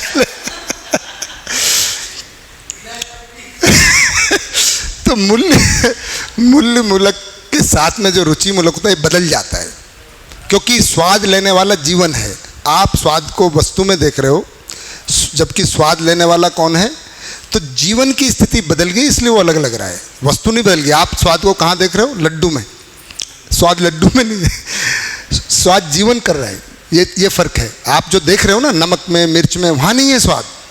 आपकी जीभ खराब हो जाए तो वहाँ मिर्च नमक मीठा होते हुए भी आपके कोई स्वाद नहीं आएगा। आपकी टेस्ट बड मर जाएं, जो मरी जाती है एक उम्र के बाद में, तो कोई स्वाद आएगा क्या? तो स्वाद वस्तु में नहीं है, आपकी मैकेनिज्म। और फाइनली जो टेस्ट करने वाला है वो जीवन है। तो इसका बदल जाता है भाई, लड्डू नहीं बदल रहा है। आप जब कह रहे हो कि नमक वाली जो सब्जी आलू गोभी है वो ही ज़्यादा टेस्टी है और माँ वाली, तो वो सब्जी को देख रहे हो आप, मैं टेस्ट को देख रहा हूँ, जीवन को देख रहा हूँ। फर्क नजर आए?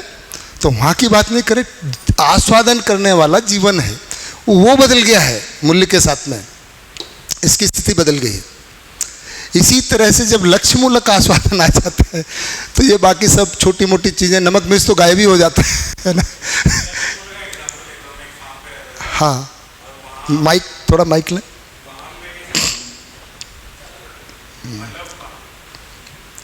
वहाँ की जो लौकी थी वो मतलब बहुत बढ़िया उगती थी, वो उसका सॉइल वगैरह बहुत बढ़िया कंपोस्ट बना के हम लोग उगाते थे।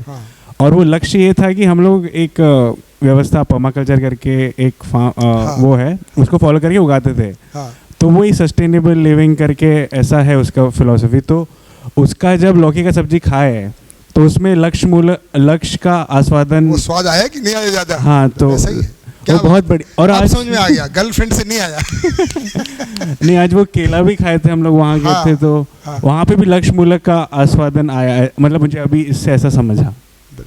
ऐसा ही है, क्योंकि स्वाद लेने वाला जीवन है, जीवन की स्थिति बदल गई है ना। आप कुछ कह रहे हैं, फिर जगदीश भैया भी कुछ कहेंगे। हाँ जी। तो भैया एक छोटा सा एक्सपीरियंस मुझे मतलब शेयर करें, माइक इधर भी ध्यान में आया मुझे वो हाँ बताइए। घर पे मतलब जब भी मैं घर जाता हूँ, मतलब मेरे मम्मी और पापा गांव में रहते हैं, हाँ। तो मम्मी सब्जी बनाते हैं तो मैं उनको बोलता हूँ ऐसा ऐसा बनाना, क्योंकि मेरे हिसाब से मैं तो पहले तो बनाते थे, फिर बाद में एक दिन उन्होंने बोला मुझे कि तू खुद ही बना लेना।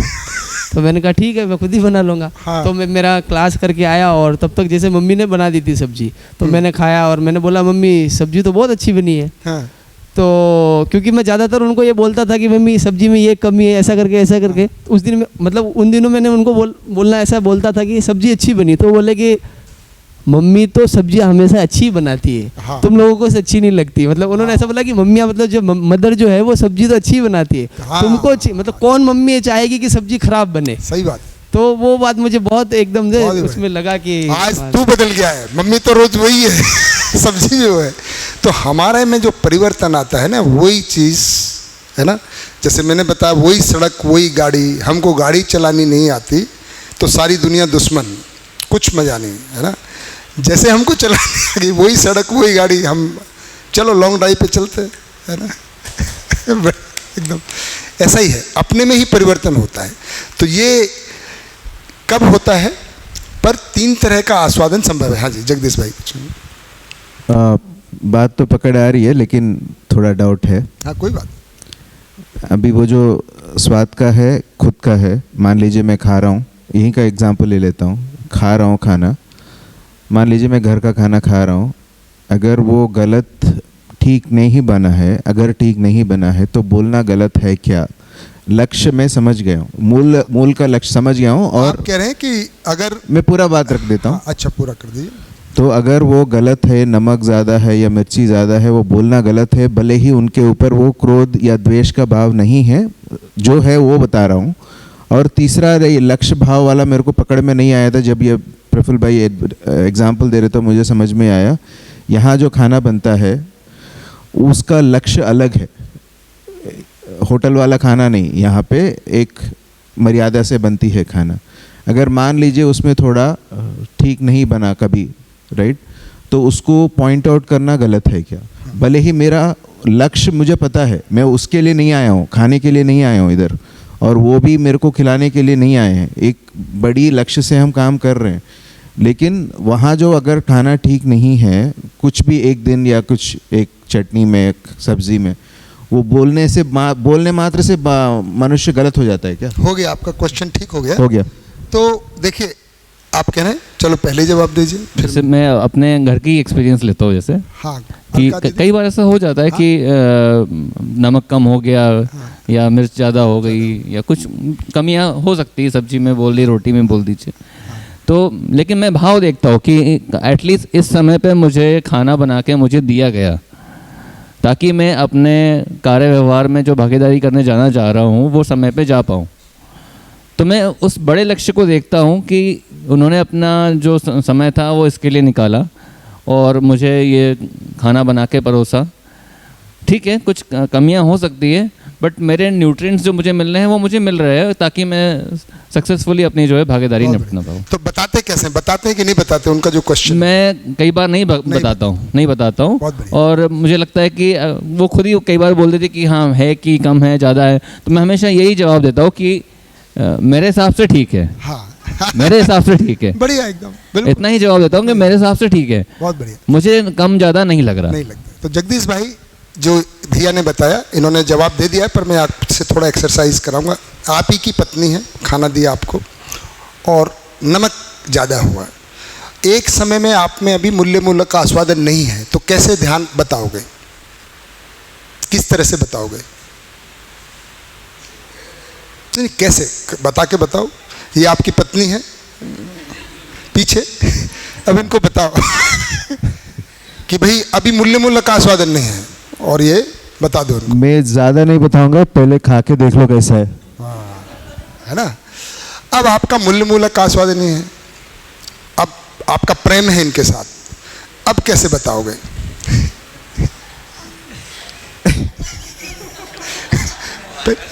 देखा फर्क, देखा? अभी प्रेम है, अभी आवाज नहीं निकल रही है। नहीं, पहले सेट करना पड़ता है ना, ट्यून करना पड़ता है ना। भारती दीदी नमस्कार, स्वागत। हाँ जी, बीवी है, हाँ प्रेम हाँ है। हाँ हाँ वही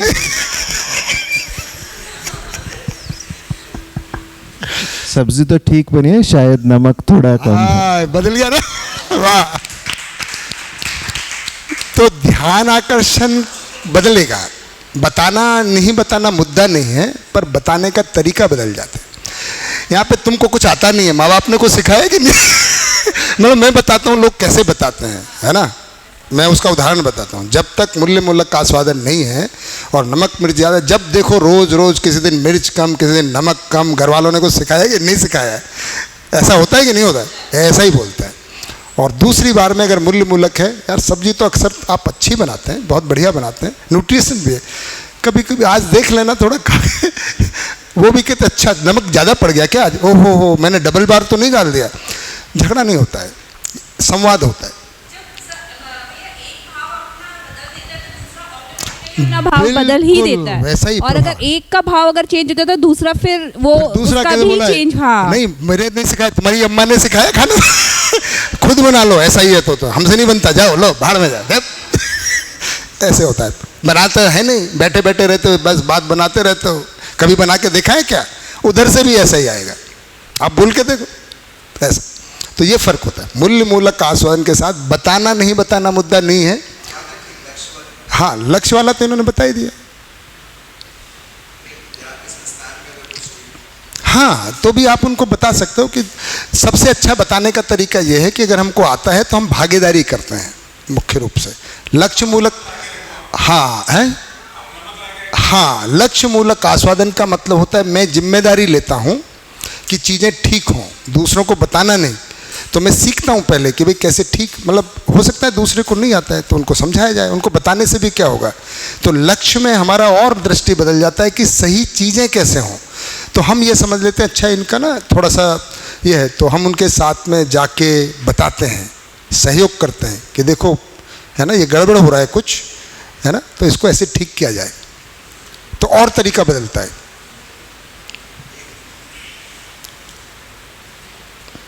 यहाँ पे दो प्रॉब्लम्स मतलब दो सिचुएशंस होती हैं। एक होती है अगर वही बात उन्हीं को बताते जाते हैं तो वो हस्तक्षेप वाली बात आती है। अगर उनको ना बता के उनकी जो जिम्मेदारी जो लेते हैं अनिल भैया या चंद्रशेखर भैया ऐसे लोग, तो उनको बताएंगे तो ठीक रहेगा, इन्हीं को डायरेक्ट बताएंगे तो ठीक रहेगा। नहीं, अब मैं सारे जवाब आपको नहीं दूंगा, आप खुद सोचें। अगर लक्ष्य के साथ में है तो कैसे बताएं, वो अपने आप आएगा। अभी बताया ना अपने पत्नी की, जब उनको समझा तो कैसे बताया, आपने तो बताया। तो जब ज्ञान हो जाता है तो बहुत कुछ बदलता है, मैं ये बता रहा हूँ, है ना। तो अभी वो आपके अनुमान में नहीं आएगा। मैं आपको कहूँ भी कि भाई लक्ष्य मूलक का आस्वादन आए तो कैसे बताओगे, मूल्य मूलक तक का मैं आपको बता सकता हूँ, ये अपने में आएगा। थोड़ा बहुत मूल्य तक पहुँचोगे तो इसका अनुमान बनेगा, है ना। अभी आप में इसका मेरे जवाब से अनुमान नहीं बनेगा, थोड़ा सा और मेहनत करनी पड़ेगी। तो मूल्य मूलक तक पहुँचेंगे। देखिए होता क्या है कि हम टॉर्च लेकर चल रहे हैं, है ना। दो तरीके होते हैं, इसको पहचानना है ना जगदीश भाई। तो टॉर्च से मैं कितना फीट तक देख सकता हूँ? 10 फीट, और चलना मुझको 1 किलोमीटर है। अगर आप इंसिस्ट करेंगे कि पहले टॉर्च से 1 किलोमीटर दिख जाए तब चलूँगा, या 10 फीट तो चल लूँ और आगे का 10 फीट दिखेगा, बस। तो पहले 10 फीट देख लो। आपका जो इंसिस्टेंस है कि पहले 1 किलोमीटर दिख जाए, हाँ बढ़िया बजाओ, फिर बजाना है। एक साथ 1 किलोमीटर नहीं दिखेगा, चले आप 1 कदम नहीं हो, देखना आप 10 किलोमीटर तक चाहते हो, कैसे दिख जाएगा? वही मैं बता रहा हूँ। लक्ष्य मूलक आस्वादन 1 किलोमीटर दूर है भाई आपकी स्थिति से। अभी आप जी तो यहाँ रहे हो, देखना इसको चाहते हो, थोड़ा यहाँ तक तो आओ भाई, थोड़ा शिफ्ट करो, ऐसा मैं बता रहा हूँ, है ना। इसको ध्यान से देखें। मतलब ये जो ट्रेंड है कि भाई पहले देखो, उसका अनुमान तो लगाओ कि अपने से आगे की स्थिति क्या है, वहाँ तक तो पहुँचो। तो इस तरह से मन में, है ना, क्या है, 3 तरह का आस्वादन है, रुचि मूलक, मूल्य मूलक और लक्ष्य मूलक। इसके आधार पे मन में दूसरी क्रिया होती है जिसको कहते हैं चयन। आस्वादन के आधार पर कौन सी क्रिया होती है? चयन, है ना। चयन के बाद ही, अब ये अब मैं स्कीमेटिक बता रहा हूँ, ये जीवन तो देखो होने के रूप में तो पूरे शरीर में घूम रहा है लगातार और ब्रेन के साथ। तो इस एक्शन कैसे लेता है? एक्शन तो ये ऐसे लेता है, ये जीवन है ना, मैंने कैसे बना दिया है ना, आपको ऐसे ऐसे दिख रहा है और ये पूरे शरीर में घूम रहा है। इससे ये कम्युनिकेट करता है, ये जीवन है ब्रेन को। ब्रेन जैसे रिमोट टीवी के साथ कम्युनिकेट करता है, वाइब्रेशन, तो उसके बीच में बहुत कुछ मैटर होता है, उस पर वो तरंग एक तरीका है वाइब्रेशन वेव के द्वारा, जैसे एंटीना सिग्नल पकड़ लेता है ना, बिल्कुल वैसे ही ये हलचल पैदा करता है ब्रेन के लिक्विड में। और ब्रेन जो होता है उसमें बहुत छोटे छोटे तंतु होते हैं, एंटीना की तरह बहुत छोटे छोटे, जो ब्रेन का स्ट्रक्चर होता है, न्यूरॉन्स, फाइनली वो न्यूरॉन्स ही होते हैं। तो ये लिक्विड में घूमते घूमते जो भी इसके मन में, अब इसके मन में क्या है, ये पूरा जीवन है, तो मन में जो भी आता है आस्वादन वो इस पे जाता है। चैन का मतलब कुछ काम करना है ना। तो उसके बाद ब्रेन से कहाँ जाता है? नर्वस सिस्टम, पूरे शरीर में है, उसको क्या बोलते हैं? स्नायु तंत्र या नर्वस सिस्टम, है ना। और नर्वस सिस्टम के बाद में किस पे जाता है? कर्मेंद्रियां।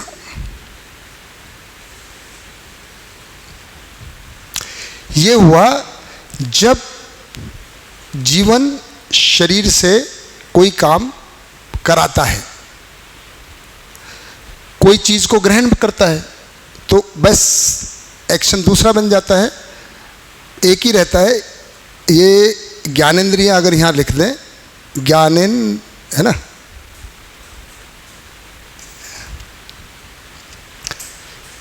सेंसेस, ये कर्मेंद्रियां हैं, यानी एक्शन। कौन कौन सी है हमारे पास कर्मेंद्रियां? 5 कर्मेंद्रियां हैं। आंख नाक कर्मेंद्रियां नहीं है जगदीश भाई, माइक लो, मुर्गा बनो।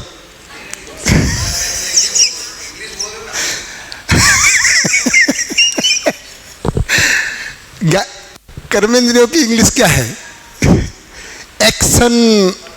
एक्शन पार्ट्स, कर्मेंद्रिय एक्शन, जिनसे हम एक्शन लेते हैं, कर्मेंद्रियां। ज्ञानेंद्रियां सेंसेस हैं, दो फर्क। हाँ, तो ज्ञानेंद्रियां सेंसेस हैं, ये ज्ञानेंद्रियां। कर्मेंद्रियां क्या है? एक्शन, ये तो सेंसेस हुई ज्ञानेंद्रियां। अंग्रेजी में क्या बोलेंगे? है एक्शन ऑर्गन्स। एक्शन ऑर्गन्स जैसे हैंड, एक्शन ऑर्गन्स। बताओ कौन कौन सी हैं जगदीश भाई?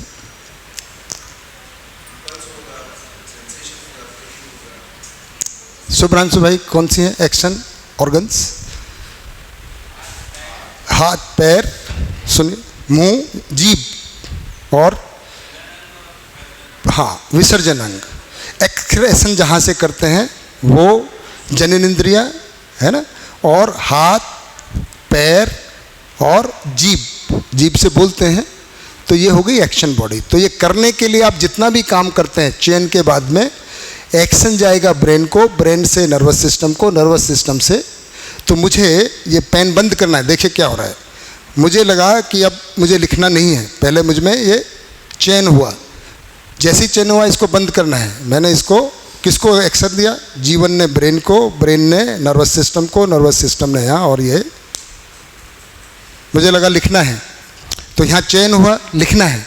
पर उससे पहले भी बहुत कुछ हो रहा है, उसको तो बाद में बात करेंगे। पहले चेन के बाद जो बॉडी के साथ संबंध होता है, तो इसके बाद में चेन के बाद में बॉडी। तो बॉडी जब मैं कह रहा हूँ तो पूरा का पूरा ये सिस्टम, तो ब्रेन भी बॉडी है, स्नायु तंत्र भी बॉडी है, ये सब बॉडी है। जीवन बिल्कुल अलग चीज़ है। तो ब्रेन भी बॉडी का पार्ट है, तो ये सारा मिलके बॉडी है जो मैंने वहाँ लिखा। Selection, yes, this is testing and this is selection, selection of action. कुछ भी मुझको जैसे बोलना है तो बोलने का क्या मुझे बोलना है उसका मैं सेलेक्ट कर रहा हूं, सिलेक्शन है ना। तो अंग्रेजी में इसको टेस्टिंग एंड सिलेक्शन। और अब मुझको मैंने कुछ सुना तो फीलिंग सब आता है, सब कुछ आता है। फीलिंग ये सेंसरी है ना, वैल्यू मतलब फीलिंग ही आता है, इसका भी फीलिंग है, फीलिंग यूनिवर्सल बोल सकते हो, पर हम टेस्टिंग यूज करते हैं कहाँ ऊपर, मतलब सेंसेस नहीं है ना ना ना ना ना, यही है बस, रुचि मूलक तक की सेंसरी है, नहीं बोल सकते ना भाई, इसके 3 पार्ट हैं, केवल यही सेंस से लिमिटेड है, इसलिए टेस्ट बोल रहे है ना। तो जीवन, अब जब हम कोई सूचना ग्रहण करते हैं और जीवन उस पर कुछ है ना, बॉडी से तो दोनों तरफ से आता है, तो चयन हुआ, बॉडी से कोई एक्शन हुआ। एक्शन कैसे हुआ, उस ठीक हुआ कि गलत हुआ, उसका मूल्यांकन जब करने जाते हैं तो एक्शन इसका भी चयन होता है और फिर इधर आता है। तो ये कैसे होता है, जो भी काम हुआ उसका इफेक्ट सेंसेस से, तो कर्मेंद्रिय, ये बस इतना सिस्टम आएगा, इधर से इधर, इधर से ब्रेन, इधर से जीवन, दोनों सिस्टम क्लियर हुआ। जीवन से शरीर के द्वारा कुछ करते हैं तो हमने करने के एक्शन लिया। मैं इसको एक और उदाहरण से समझता हूँ, ध्यान दीजिएगा, एक बार एक उदाहरण से पक्का हो जाएगा, मुझे ऐसा लगता है। मेरे है ना, ये शिविर में भी बताते हैं और सभी लगभग बताते हैं। तो मच्छर बैठा, मच्छर कहाँ बैठा, स्किन पे। क्या करेंगे बेटा, इनमें बेटा मच्छर बैठा, क्या करें, भगाएं, मार दें, उड़ा दें, क्या करें, उड़ा दें। अब ये तो एक्शन हुआ, लेकिन इस उड़ाने, हमको तो तुरंत एक्शन ही दिख रहा है, लेकिन हुआ क्या क्या, यहाँ बैठा, यहाँ पे सेंसेशन हुआ, नर्वस सिस्टम है, उसने ब्रेन को मैसेज भेज दिया। कि क्या मैसेज भेज दिया, ब्रेन ने इंटरप्रेट किया मच्छर है, उसने सीधा सीधा, तो ये ज्ञानेंद्रिय है, सेंस।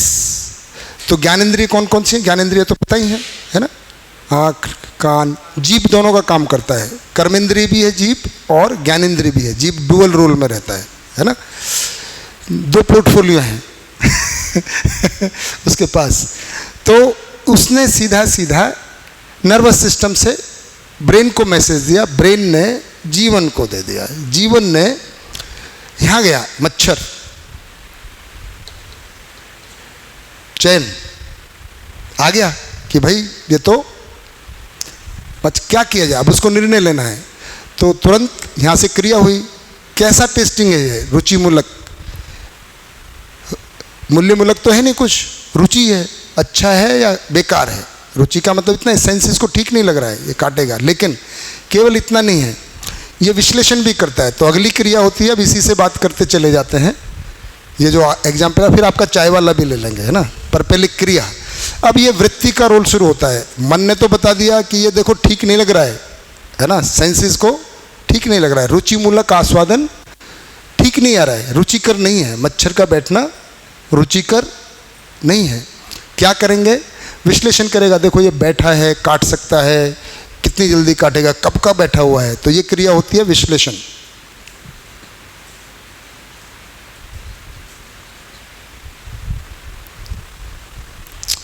बोला काफ़ी देर बैठा रहेगा तो खून पी लेगा, खून पी रहा है ना, इसको तो जल्दी कुछ करना है, बताओ क्या करें इसके साथ। सवाल आ गया खड़ा, क्या किया जाए। तो ये तुलन करने लगता है। वृत्ति में क्रिया होती है तुलन की, है ना। क्या तुलन कितने प्रकार से होता है, 6 प्रकार से। तो तुलन, कंपैरिजन, विश्लेषण analysis, this is comparison, this is testing, this is selection, है ना। तो तुलन 6 प्रकार से होता है। प्रिय, हित, लाभ, न्याय, धर्म और सत्य। तुलन हुआ बिल्कुल प्रिय नहीं है, और अप्रिय तो है ही, काट रहा है, काटना अच्छा नहीं लगता है वो, है ना, अप्रिय है। दूसरा, हित में भी नहीं लगता है, मलेरिया हो सकता है, बीमारी हो सकती है। तुरंत चित्त के पास भेज दिया कि देखो ये प्रिय भी नहीं है, हित भी नहीं है। यहाँ पे चित्रण है, ये क्रिया चित्त में होती है, इसने यहाँ भेज दिया।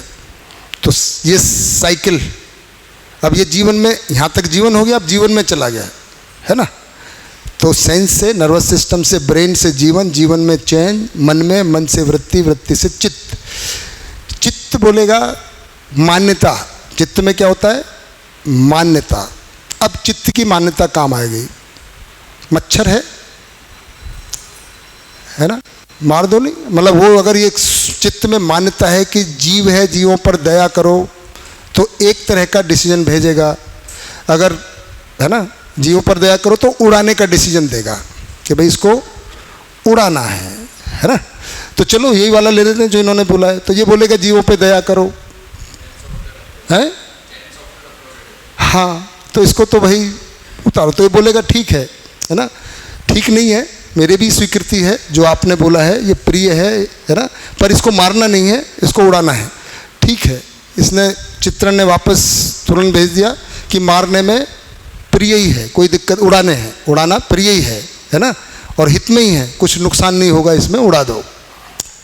चित्त ने, तुलन ने इसको भेज दिया, ठीक है भाई, इसको उड़ाना है।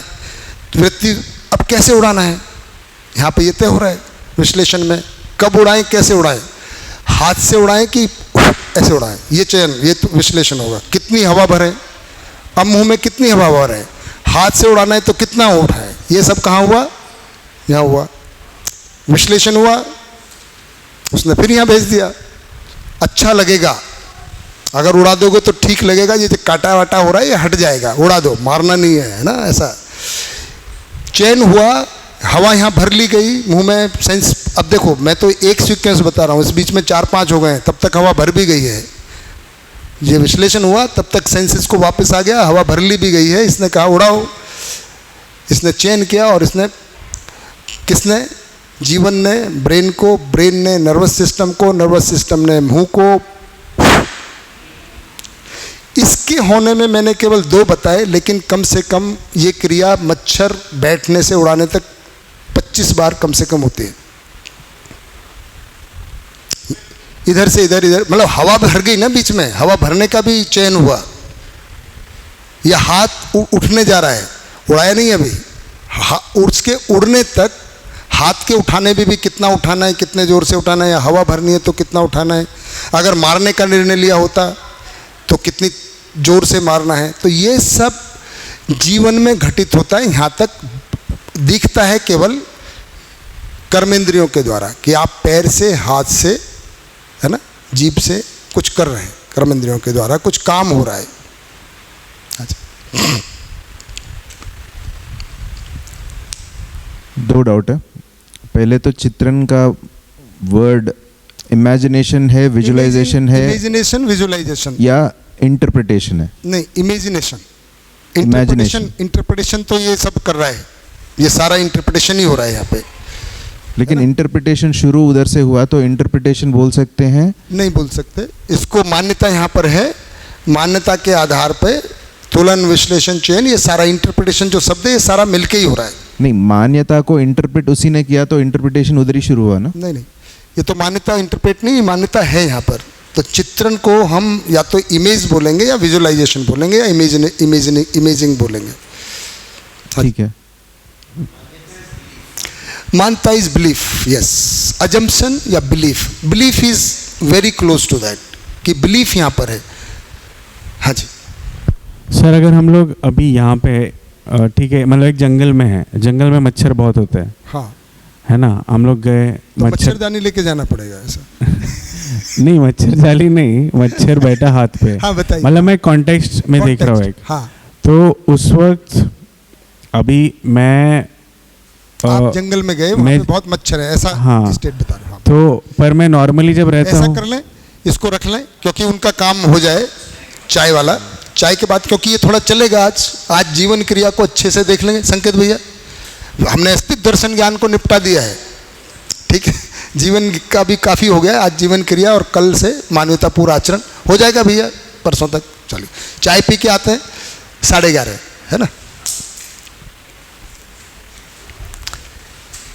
ये इम्पॉर्टेंट है कि यहाँ की व्यवस्था भी चलती रहे, यहाँ का व्यवस्था समय के अनुसार